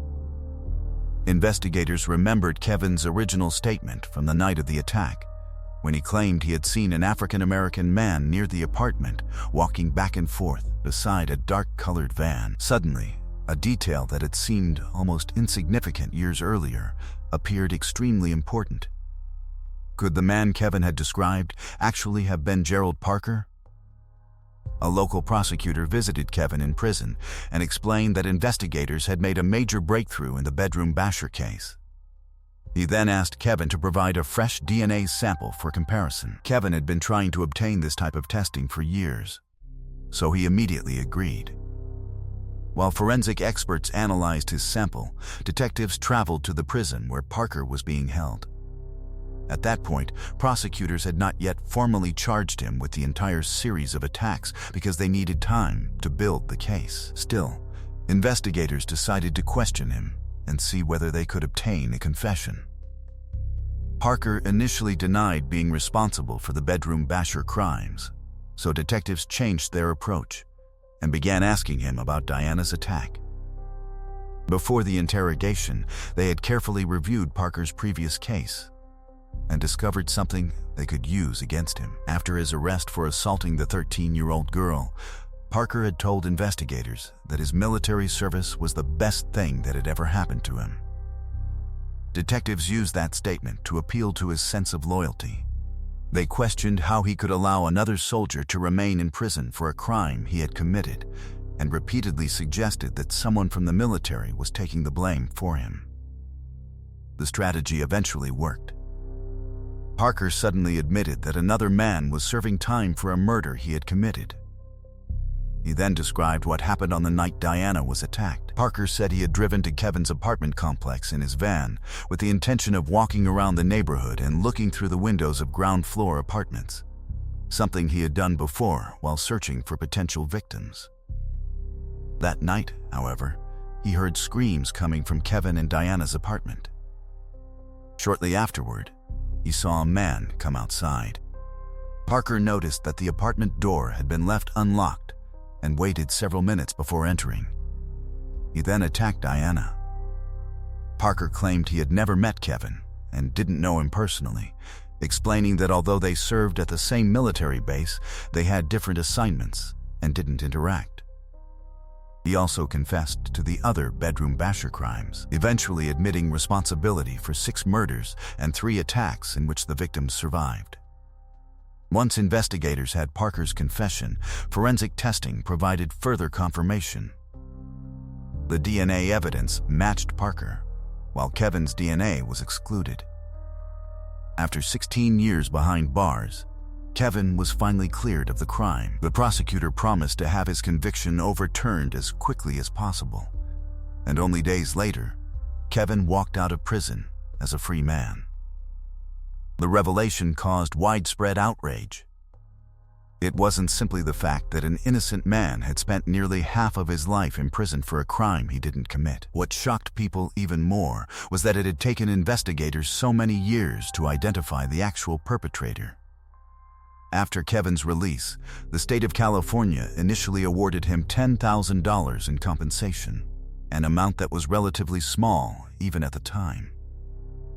Several years later, he received additional compensation calculated at $100 for every day he had spent behind bars, bringing the total payment to approximately $620,000. But even after Kevin was officially exonerated, the case still wasn't over. Diana continued to reject the conclusion that Kevin was innocent. For years, she had insisted that Kevin was the only person who attacked her. But once Parker's DNA was connected to the biological evidence from her body, she developed a different explanation. Diana claimed that Kevin had attacked and assaulted her before leaving the apartment, after which Parker entered and assaulted her as well. Parker strongly disputed this version. He repeatedly insisted that when he entered the apartment, Diana was lying on the bed without any visible injuries or signs of distress. According to Parker, he was the person who struck her in the head. Diana's family proposed yet another possibility. Perhaps Kevin had somehow asked Parker to attack her, which would explain why Kevin left the apartment and why the door was unlocked. Parker continued to deny this, insisting that he didn't know Kevin personally. There had been many service members at the military base, and the fact that two men worked at the same location did not necessarily mean they knew each other. Furthermore, such a theory would require Kevin to somehow know that Parker was the bedroom basher in the first place, something Kevin strongly denied. Kevin maintained that he would never intentionally hurt Diana or their unborn daughter. He explained that he left the apartment after their argument and simply decided not to return for the keys because he didn't want to go back inside. He later said that he still blamed himself for leaving the door unlocked that night. Diana has continued to stand by her version of events, and there may be a possible explanation for why her memories remained so firmly fixed. The trauma she suffered had a profound effect on her brain. When she first regained consciousness after the attack, doctors specifically warned her family not to tell her what had happened because her brain was still extremely vulnerable and could potentially accept outside information as genuine memories. Even 16 years later, when Kevin was released, Diana continued to experience serious cognitive difficulties. She struggled to process rapid speech, suggesting that the devastating injuries she suffered had caused permanent neurological damage. Because of this, investigators and those close to the case could never completely rule out the possibility that her traumatic brain injury affected her memories of the attack and contributed to her certainty that Kevin had been responsible. As for Gerald Parker, his case eventually went to trial. In 1999, he was sentenced to death for his crimes, but that sentence was never carried out. California later imposed a moratorium on executions, meaning Parker remained on death row rather than being executed. He continues to serve his sentence behind bars, while the story of Diana, Kevin, and the bedroom basher remains one of the most disturbing examples of how a wrongful conviction, a serial killer, and decades-old forensic evidence can come together to completely change the understanding of a case. Share your thoughts on this story in the comments section, and don't forget to press the like button if you enjoyed the video. Let's move on to the next case, a young girl who went out for a short walk with her friend and then disappeared without a trace. Dozens of police officers, family members, and worried residents joined the search, but despite their efforts, there was no sign of her anywhere. Then, not long after her disappearance, a series of bizarre events began. Someone unknown started leaving messages for the police throughout the city, claiming to be connected to the girl's disappearance. In each message, the person left clues that could potentially lead investigators straight to him. Yet somehow, his identity remained a mystery. The heartbreaking truth about what happened to the girl would not be uncovered until nearly 30 years later. April Tinsley was born on March 18, 1980, in Fort Wayne, Indiana. She was the oldest child in her family and grew up as an active and cheerful little girl. April attended elementary school and was also part of the children's choir at her local church. But outside of school and church, what she enjoyed most was spending time with her friends, playing around the neighborhood, and simply enjoying her childhood. On Friday, April 1, 1988, 8-year-old April returned home from school earlier than usual and was excited to go outside and play. After having lunch, she asked her mother if she could visit her friend Nicole, whose house was only a few hundred yards away. Her mother agreed because April had made the short walk many times before, and the neighborhood was considered a safe place for children. Before leaving, her mother reminded her to call as soon as she reached Nicole's house and gave her an umbrella because rain was expected later that afternoon. It was nearly 3 p.m., and dark clouds were beginning to gather. A few minutes later, April called her mother from Nicole's house, and her mother told her to make sure she returned home by 4 p.m. But when 4 came and went, April still hadn't returned. Her mother began worrying that April might have been caught in the rain, so she called Nicole's home to find out where the girls were. Nicole's mother answered and explained that April and Nicole had gone to play at a nearby playground. While they were there, it started raining, and April realized she had accidentally left her umbrella at Nicole's house. She told Nicole that she would walk back to the house, pick up the umbrella, and then continue home. because she had promised her mother she would be back by 4. Nicole, however, decided to visit another friend's house, so the two girls went in different directions. But Nicole's mother soon revealed something that immediately made April's mother nervous. She said that April had never returned to the house to collect the umbrella, even though almost an hour had passed since she left the playground. April's mother immediately became frightened and told her husband that their daughter was missing. The two of them went outside and began searching for her themselves. Several neighbors heard what had happened and quickly joined the search. Together, they checked the streets between Nicole's house, the playground, and their own home, hoping that April might simply have taken a different route. But there was no sign of her anywhere. Eventually, April's parents contacted the police. Officers arrived at their home, collected a photograph and description of the little girl, and immediately began searching the surrounding area. Within hours, dozens of neighbors had joined the effort, determined to help the Tinsley family bring their daughter home. Investigators expanded the search across several miles surrounding April's expected route, but nothing was found. As darkness fell, police began considering the possibility that this was more than a simple disappearance. If April had merely become lost while walking home, officers believed they would have found her by then. Instead, it seemed as though the little girl had simply vanished into thin air. The following day, the search was expanded even further, while news of April's disappearance spread throughout Fort Wayne. More police officers and volunteers joined the effort. But despite the growing search operation, there was still no sign of April, and no clear clue about where she could have gone. This continued for 3 days until April 4th, when a man called 911 with a disturbing discovery. He told dispatchers that he had been jogging along a road roughly 2 miles from April's home when he noticed something unusual near some fields. As he passed the area, he spotted what appeared to be something lying inside a ditch. He moved closer and quickly realized that he was looking at a human body. Police rushed to the location and soon confirmed the worst possible news. The body belonged to 8-year-old April Tinsley. She was fully dressed, except for one shoe. Investigators initially found no obvious signs of major physical trauma, but they strongly suspected that April had been murdered.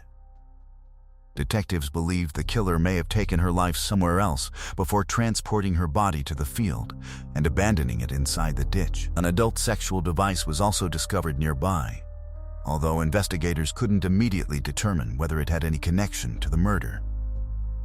Later, April's missing shoe was located on the opposite side of the road, several hundred yards away from where her body had been discovered. Medical examiners eventually determined that April had died from asphyxiation and had also been sexually assaulted. They estimated that she had died sometime within the 2 days before her body was discovered. This detail was particularly disturbing because it suggested that April had remained alive for a period of time after she disappeared and may have been held somewhere by her attacker. Investigators collected forensic evidence from her body, hoping it might eventually reveal the identity of the person responsible.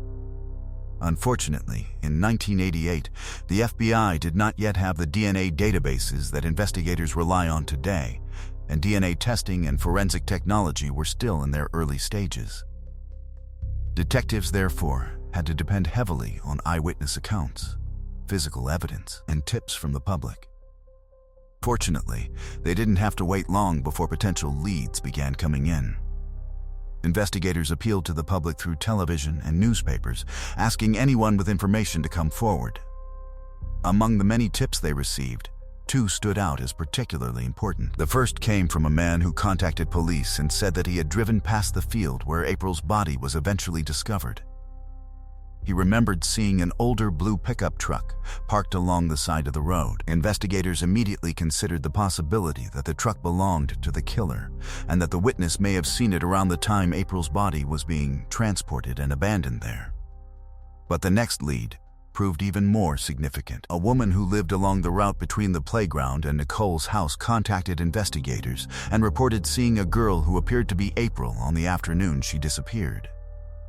According to the witness, the girl was walking along the road when an older blue pickup truck suddenly pulled up beside her.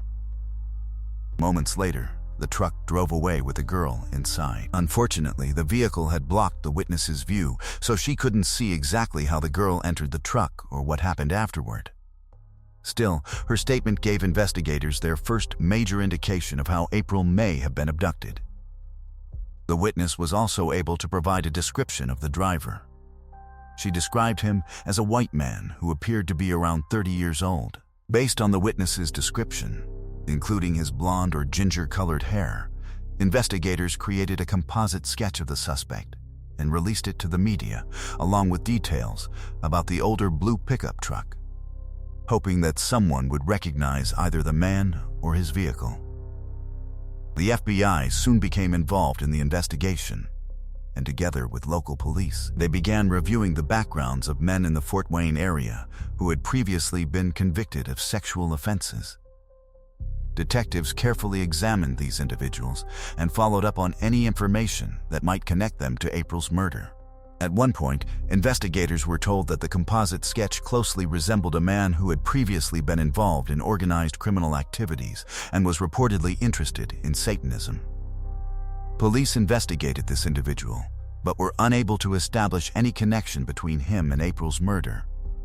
He was eventually arrested, but it was for an unrelated offense. Meanwhile, detectives continued chasing down tips and examining different suspects, but none of their efforts produced a meaningful breakthrough. Months passed, and eventually the investigation reached a frustrating dead end. Interestingly, while searching for April's killer, police managed to uncover several unrelated crimes involving children and arrested the people responsible. But the person who had murdered April remained unidentified. Over the following years, the case generated very few significant developments. Then, in May 1990, everything suddenly changed. A teenage boy living about 10 miles from the location where April's body had been discovered found something disturbing written on a shed. The message appeared to have been written by the person responsible for April's murder. In it, the unknown author claimed responsibility for killing April and hinted that more victims could follow. But there was another detail that immediately caught investigators' attention. The writer specifically asked whether police had located April's second shoe. This detail convinced detectives that the message was probably genuine and not simply the work of someone trying to frighten the community. At the time, the discovery of April's second shoe, which had been found several hundred yards away from her body, had never been publicly reported.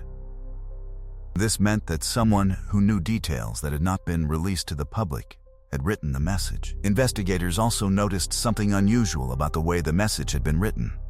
It appeared to have originally been written in pencil before being traced over with a marker. This raised the possibility that the killer had written the message months earlier and then returned to the location later to make the words darker and easier to see. Police released photographs of the threatening message to the public, hoping someone might recognize the handwriting or know who had written it. But the effort produced nothing useful. Only a few months later, residents of Fort Wayne were shocked again when police discovered the body of another young girl, just 7 years old, in a different part of the city. She had been sexually assaulted, and investigators determined that she had died from asphyxiation.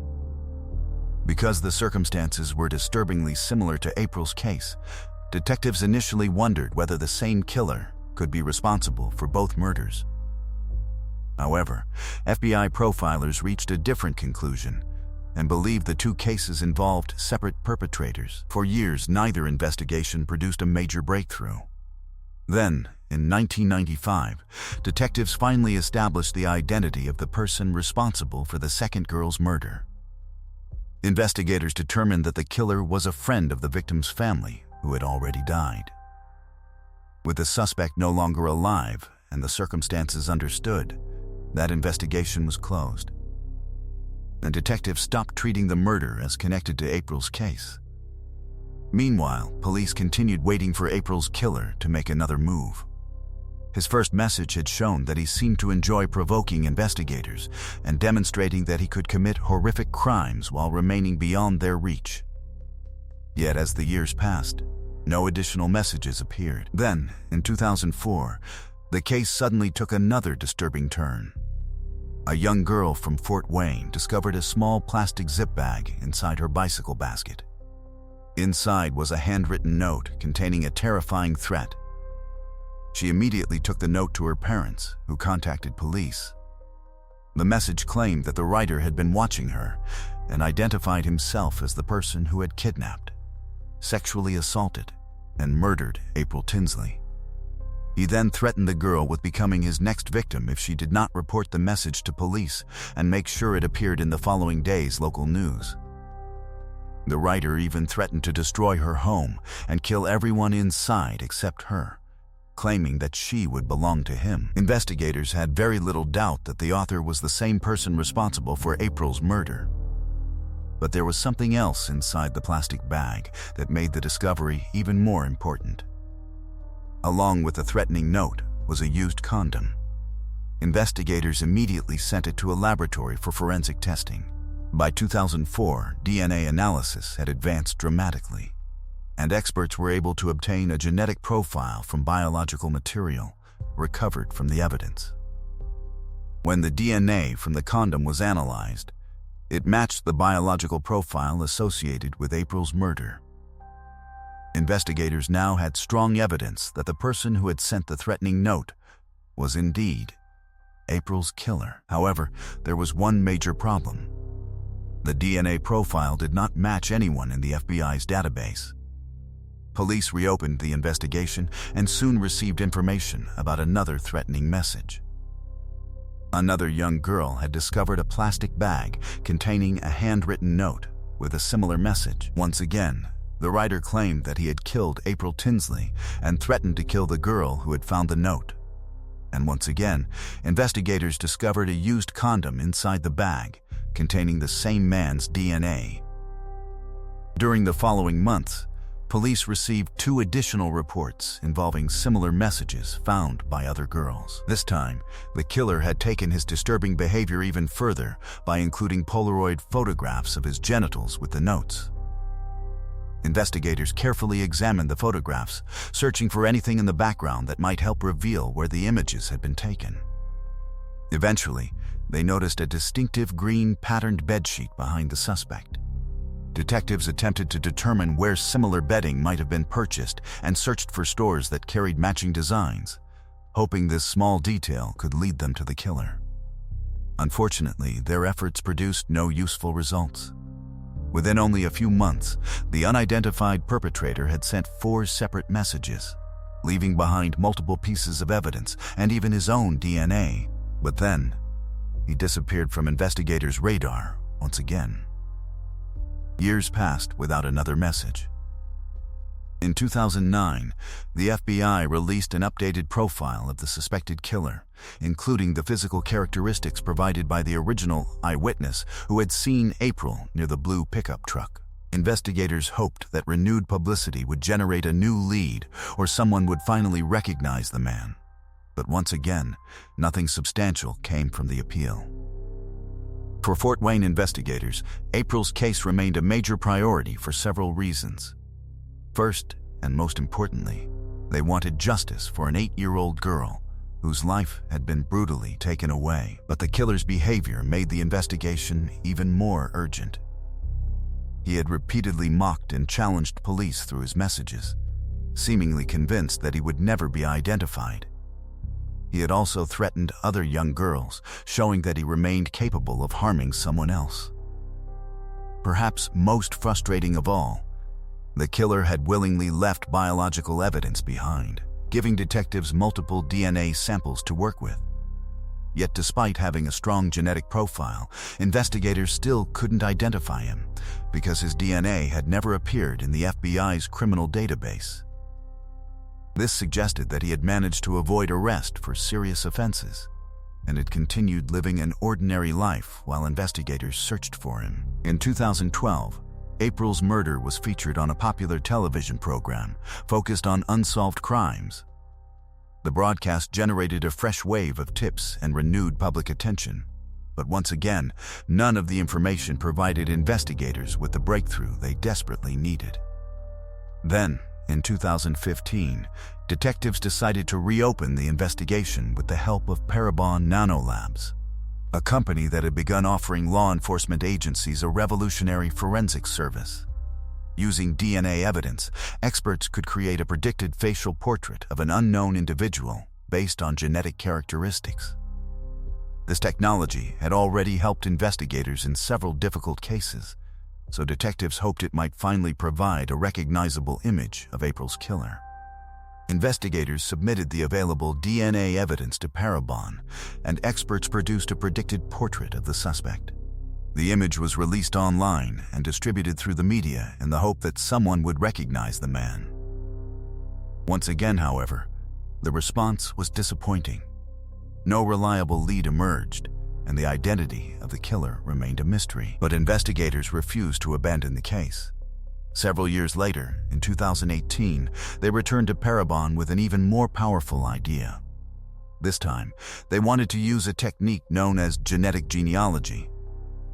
The basic principle behind the method was revolutionary.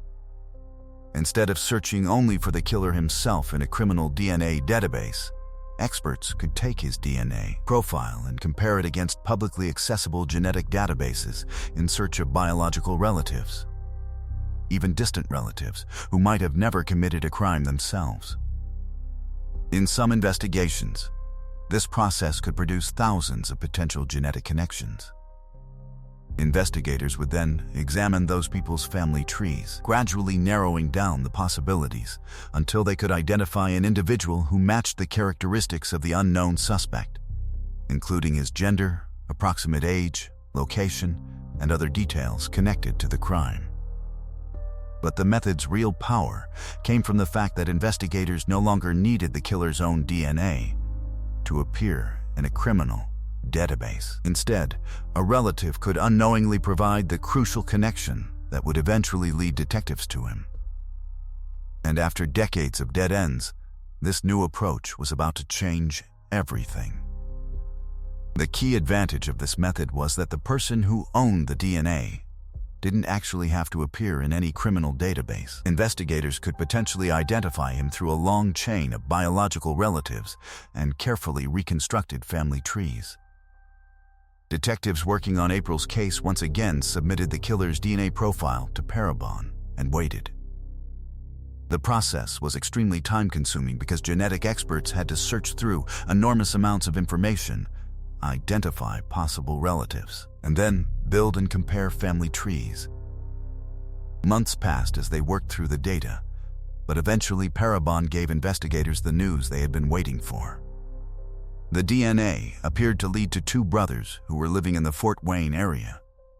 Now police had to determine which of the two men, if either, was actually responsible for April's murder. Investigators placed both brothers under discreet surveillance and eventually collected discarded items from their trash, hoping that DNA could be recovered from them and compared with the killer's genetic profile.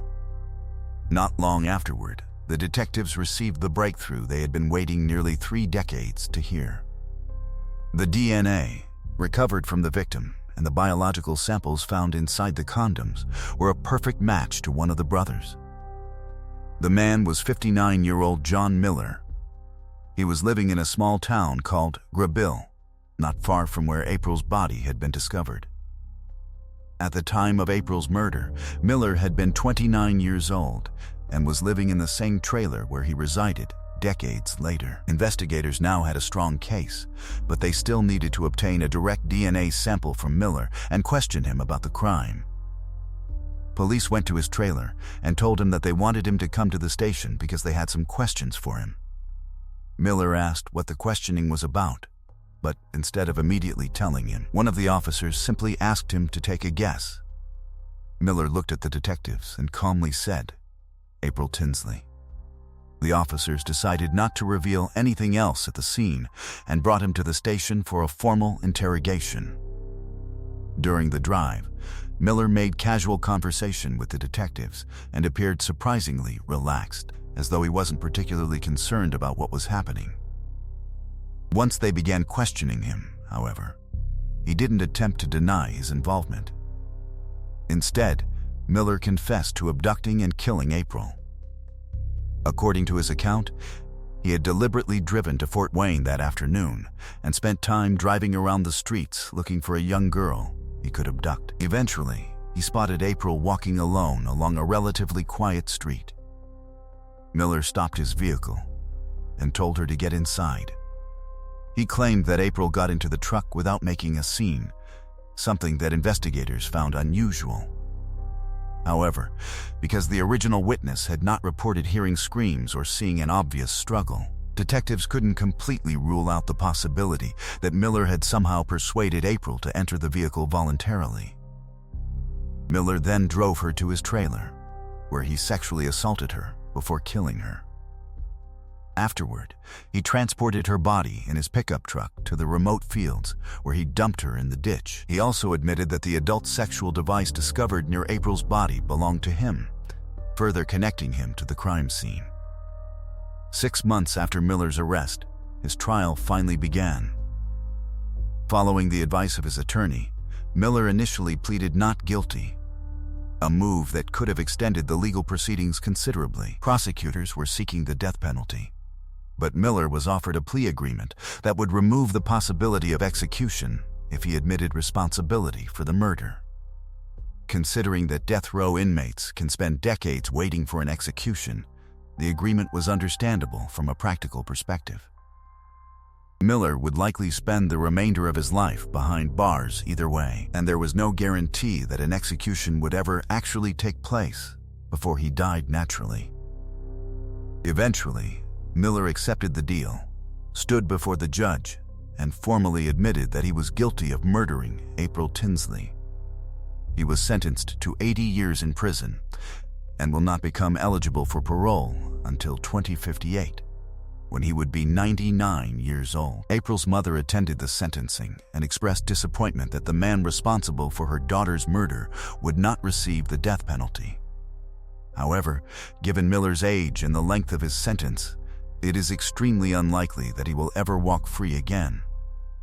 April's father was unable to attend the proceedings because of serious health problems, but he still expressed his gratitude to the investigators who had spent decades working to identify his daughter's killer. After the case was finally solved, detectives involved in the investigation began wondering whether Miller had actually wanted to be caught all along. His strange behaviors certainly raised that possibility. For years, he repeatedly attracted attention to himself, sent threatening messages, taunted investigators, and left behind evidence that could eventually be used against him. Even if Miller couldn't have predicted how far DNA technology would advance, deliberately leaving biological evidence behind was an enormous risk. He could have easily been arrested for another serious offense, had his DNA entered into a criminal database, and immediately been linked to April's murder. He also risked being seen by witnesses whenever he left his threatening messages around Fort Wayne. Yet somehow, he escaped detection every time. All of these details led investigators to believe that Miller may have been prepared for the possibility of being discovered, or perhaps, on some level, actually wanted the police to find him. After nearly 30 years, the mystery surrounding April Tinsley's murder had finally come to an end.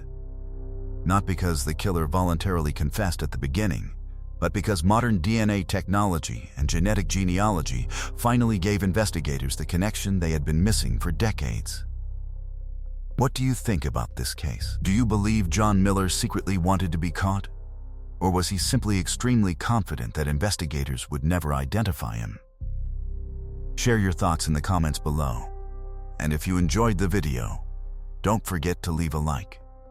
Let's move on to the next case. A young girl who went to her local school stadium with her parents to watch a football game. Everything seemed completely normal, until during the match, her parents suddenly realized that their daughter was nowhere around.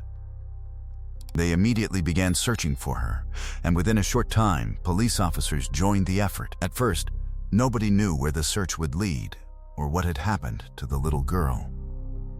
But before long, investigators uncovered a horrifying truth. that would leave the entire small community devastated. Gabby Doolin was born on December 26, 2007, in the small town of Scottsville, Kentucky, with a population of just over 4,000 residents. Scottsville was primarily a farming community where people tended to know one another, or at least knew someone from nearly every local family.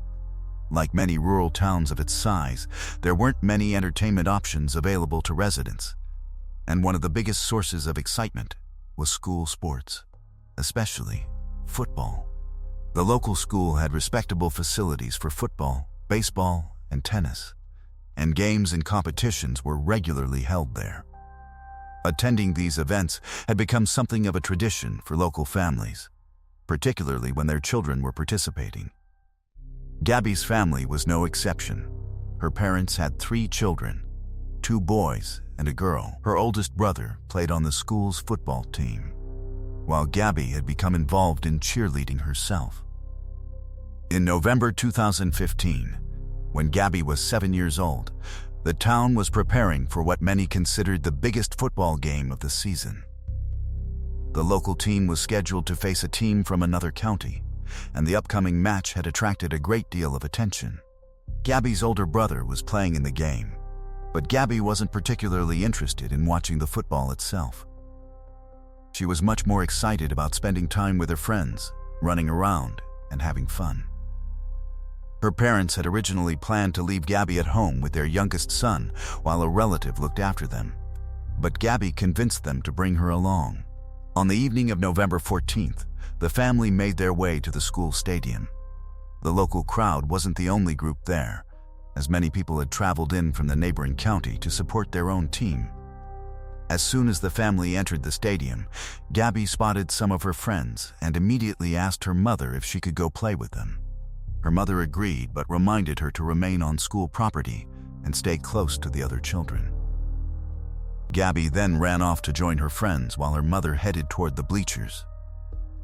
During the next part of the evening, Gabby repeatedly moved around the stadium, occasionally returning to check on her mother before running off again to play. At one point, she also went to find her father, who was working inside an announcement room. Gabby asked him for some money so she could buy a snack from the concession stand, and after receiving it, she quickly ran off again. Sometime later, a group of Gabby's friends approached her mother in the bleachers. The woman looked at the girls and immediately realized that Gabby wasn't with them. The girls asked whether her mother had seen Gabby recently, and their worried expressions made it clear that something was wrong. Her mother told them she hadn't seen her daughter for some time and asked what had happened. The girls explained that they had been playing hide and seek. Gabby was supposed to be the one searching while the other girls hid inside a restroom. They expected her to find them quickly, but several minutes passed and Gabby never appeared. Assuming that they had successfully won the game, the girls eventually came out of their hiding place and started looking for her themselves. But Gabby was nowhere to be seen. They called out her name and checked the areas where they had been playing earlier, yet there was no response. The girls then thought Gabby might have returned to her mother in the bleachers, so they ran there to check. Her mother immediately became alarmed and went looking for her husband, but Gabby wasn't with him either. She told him that their daughter was missing, and the father immediately began searching the area surrounding the stadium. At the same time, Gabby's mother headed toward the concession stand where her daughter had planned to buy a snack, hoping she might have gone there. Along the way, the parents encountered several friends and told them what had happened. Their friends immediately joined the search and began checking the surrounding areas. After searching the entire stadium grounds without finding any trace of Gabby, her parents made an announcement over the loudspeakers, hoping that their daughter might hear her name and return to them. But the announcement produced no response. By this point, the football game had reached a break, and spectators were beginning to return to the bleachers. Gabby's parents continued approaching people and asking whether anyone had seen their daughter, while some spectators volunteered to help search. The group spread out once again around the stadium, and staff members were asked to turn on additional lights around the baseball field, an area that bordered a small wooded section. Several adults entered the woods and searched among the trees, but there was still no sign of the missing girl. Around 20 minutes had now passed since anyone had last seen Gabby, and her parents realized they needed professional help. They contacted police, and officers quickly arrived at the school. Investigators listened carefully to the accounts given by Gabby's parents and her friends before beginning their own search. The local police department had very little experience dealing with serious incidents involving missing children, because such cases were extremely uncommon in the quiet community. Nevertheless, officers immediately considered the possibility that Gabby had been abducted or attacked. That possibility created another serious problem. If someone had taken the 7-year-old girl, the person responsible could still be inside the stadium watching the football game. And with the match nearing its conclusion, hundreds of people could soon leave the area, making it almost impossible for police to determine who had been present when Gabby disappeared. Officers realized they had very little time.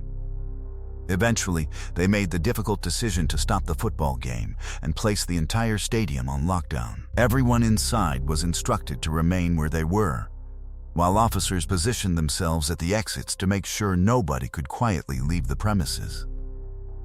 Police deliberately avoided telling the crowd the full reason for the lockdown, because they feared that announcing a possible child abduction could create panic and potentially cause the suspected perpetrator to react unpredictably.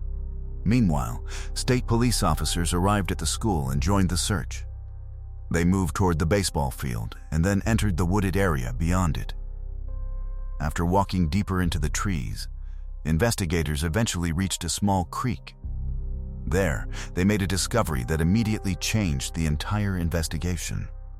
Lying in the water was the body of a young girl. Officers quickly identified her as Gabby and called for an ambulance and the medical examiner. Even before a full autopsy, investigators could see signs suggesting that the little girl had been strangled. Distinct marks were visible around her neck, and part of her clothing was missing, leading police to suspect that she may also have been sexually assaulted. Gabby's mother noticed an ambulance near the woods and assumed that police had finally found her daughter alive and in need of medical attention. She rushed toward the area, but officers stopped her before she could see what had been discovered. They knew that allowing her to witness the scene would have been unimaginably traumatic. The investigation had now become a murder case, and police decided to move everyone from the stadium into the school gymnasium.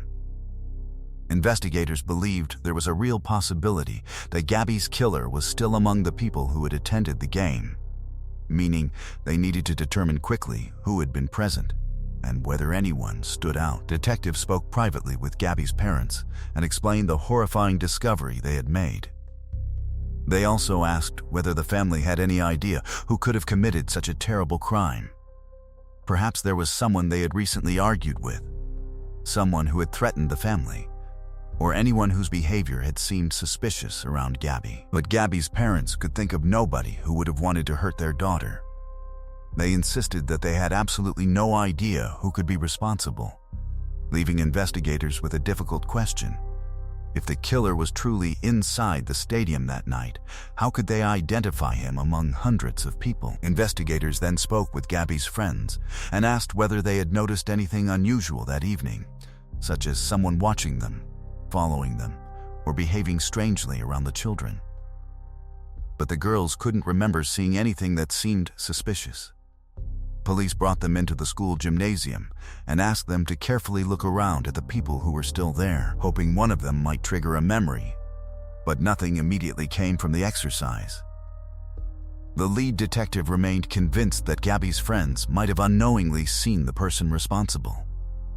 But because they were so young, they may not have understood the importance of what they had witnessed, or could have been too frightened to identify someone. He continued asking them to think through every detail of the evening, no matter how insignificant it seemed. Eventually, one of the girls remembered something important. She said that while she and the other children were hiding from Gabby inside the restroom during their game of hide and seek, she had noticed a man standing near the entrance. Unfortunately, she couldn't remember much about his face or physical appearance. The only detail she could recall was that the man had been wearing a denim jacket. Investigators then questioned the person who had been selling tickets at the stadium. Surprisingly, he also remembered seeing a man wearing a denim jacket. According to the cashier, the man had the jacket hanging over his arm and appeared unusual to him, almost as if he were intoxicated. However, at that point, police still had no way of knowing who the man was. Officers gradually worked their way through the list of people who had attended the game and began interviewing them one by one. Eventually, everyone inside the school learned why they had been prevented from leaving. Once people realized that police believed Gabby's killer might actually be among them, the atmosphere inside the gym became extremely tense. Parents were especially frightened because their children were still nearby. But despite their fear, most people cooperated with investigators and answered every question they were asked. Detectives compared the names of the adult men being held at the school against the state's sex offender registry, hoping to find someone with a history that could connect them to the murder. Surprisingly, none of the men matched anyone on the registry. Police also sent officers to the homes of several registered offenders who lived relatively close to the school. But each person they checked had a solid alibi, and investigators found no evidence placing any of them near the stadium that night.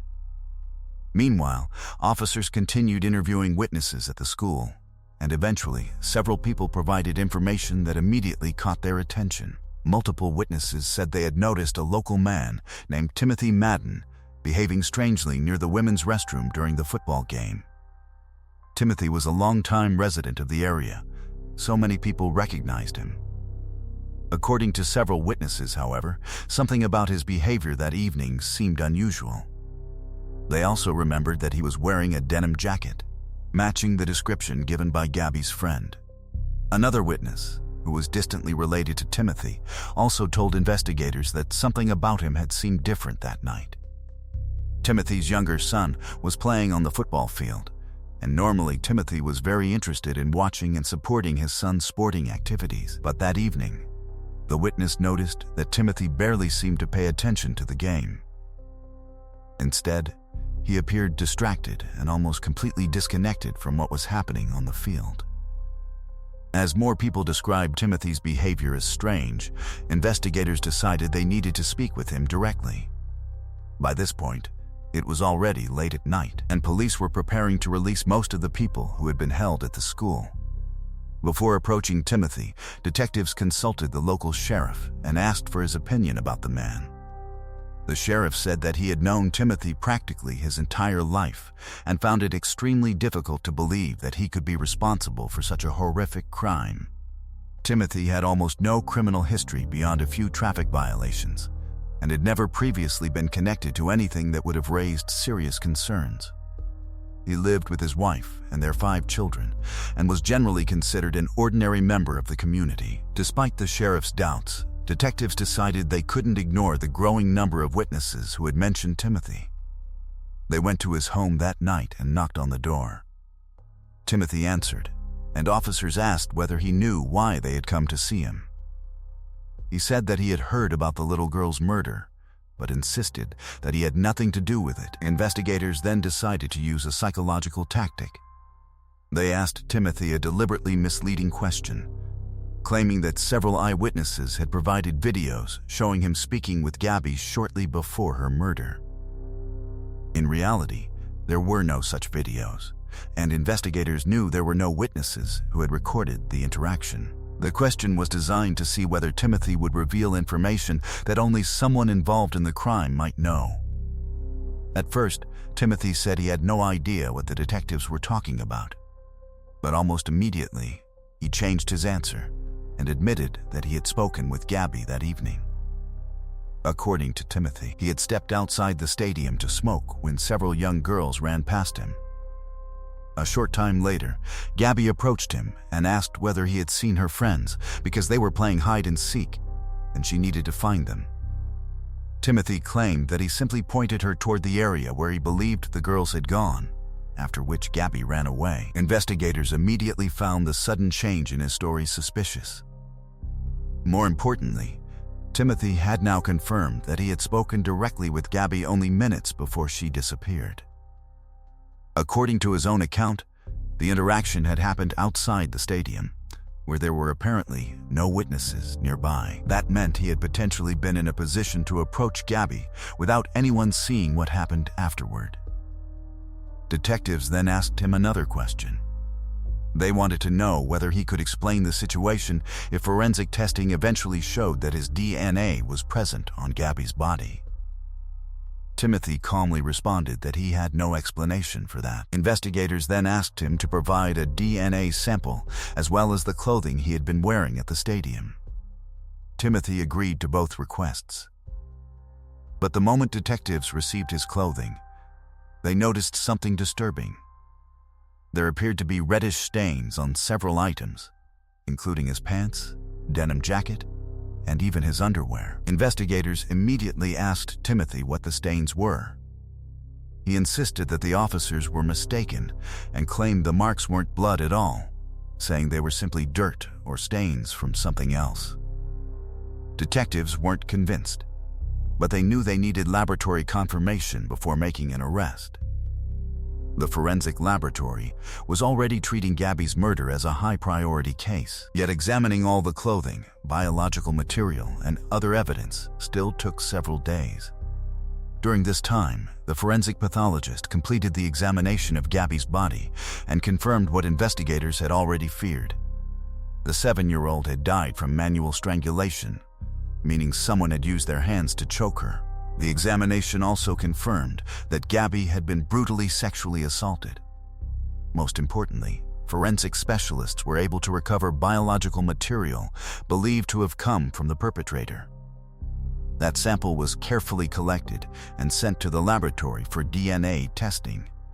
Now detectives had Timothy's clothing, his DNA sample, and biological evidence recovered from Gabby's body, and they were waiting for the results that could finally determine whether the man they had begun to suspect was actually responsible for the little girl's murder. The day after the murder, investigators received an unexpected piece of information. Police were contacted by an anonymous person who claimed to have noticed a suspicious man at the football game. The writer provided several specific details, including the make and model of the man's vehicle and even its license plate number. This information allowed detectives to quickly trace the vehicle back to its owner. It belonged to a college student who lived roughly 30 minutes away from Scottsville. Investigators traveled to his home and questioned him about the night of the murder, but the young man insisted that he had never attended the football game and said he hadn't even heard about Gabby's death. He explained that he had been working that evening, and police were able to independently verify his story. His alibi was solid, so investigators removed him from their list of potential suspects.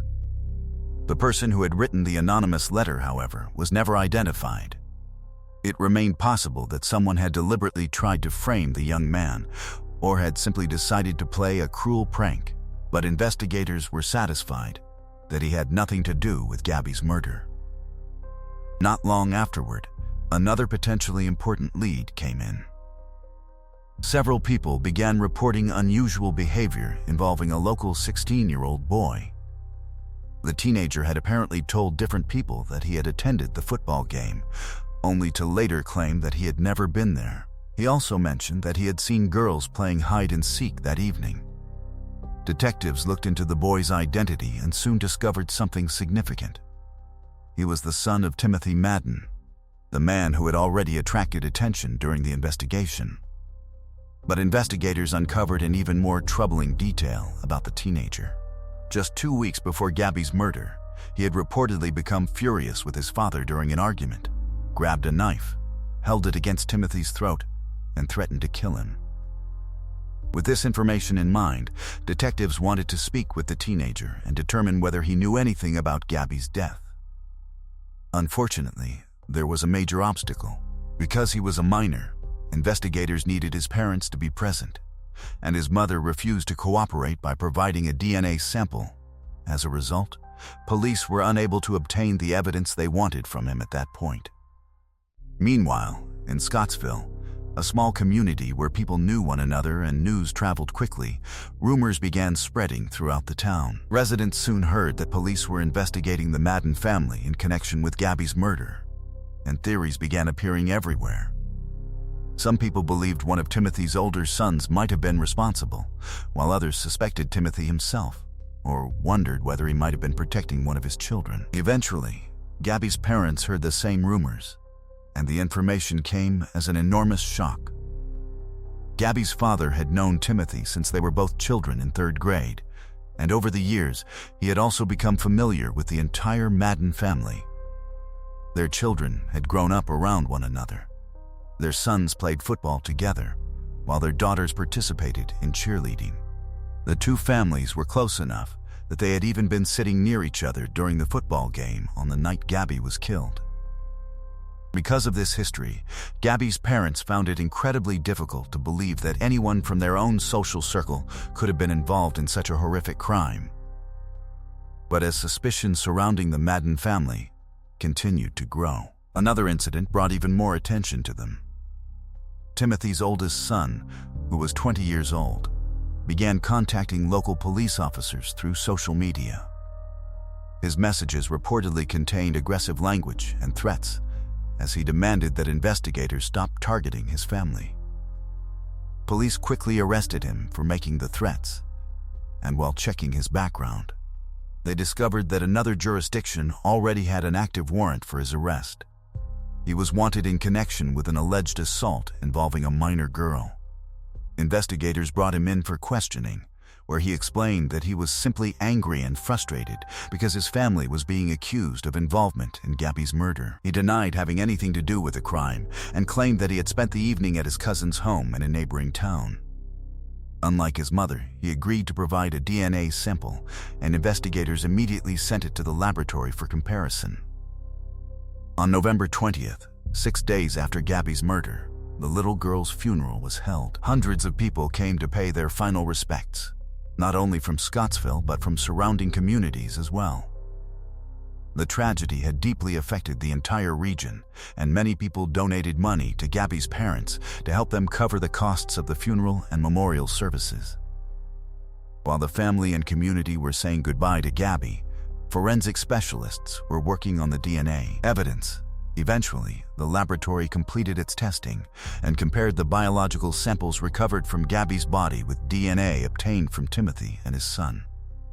The results delivered the breakthrough investigators had been waiting for.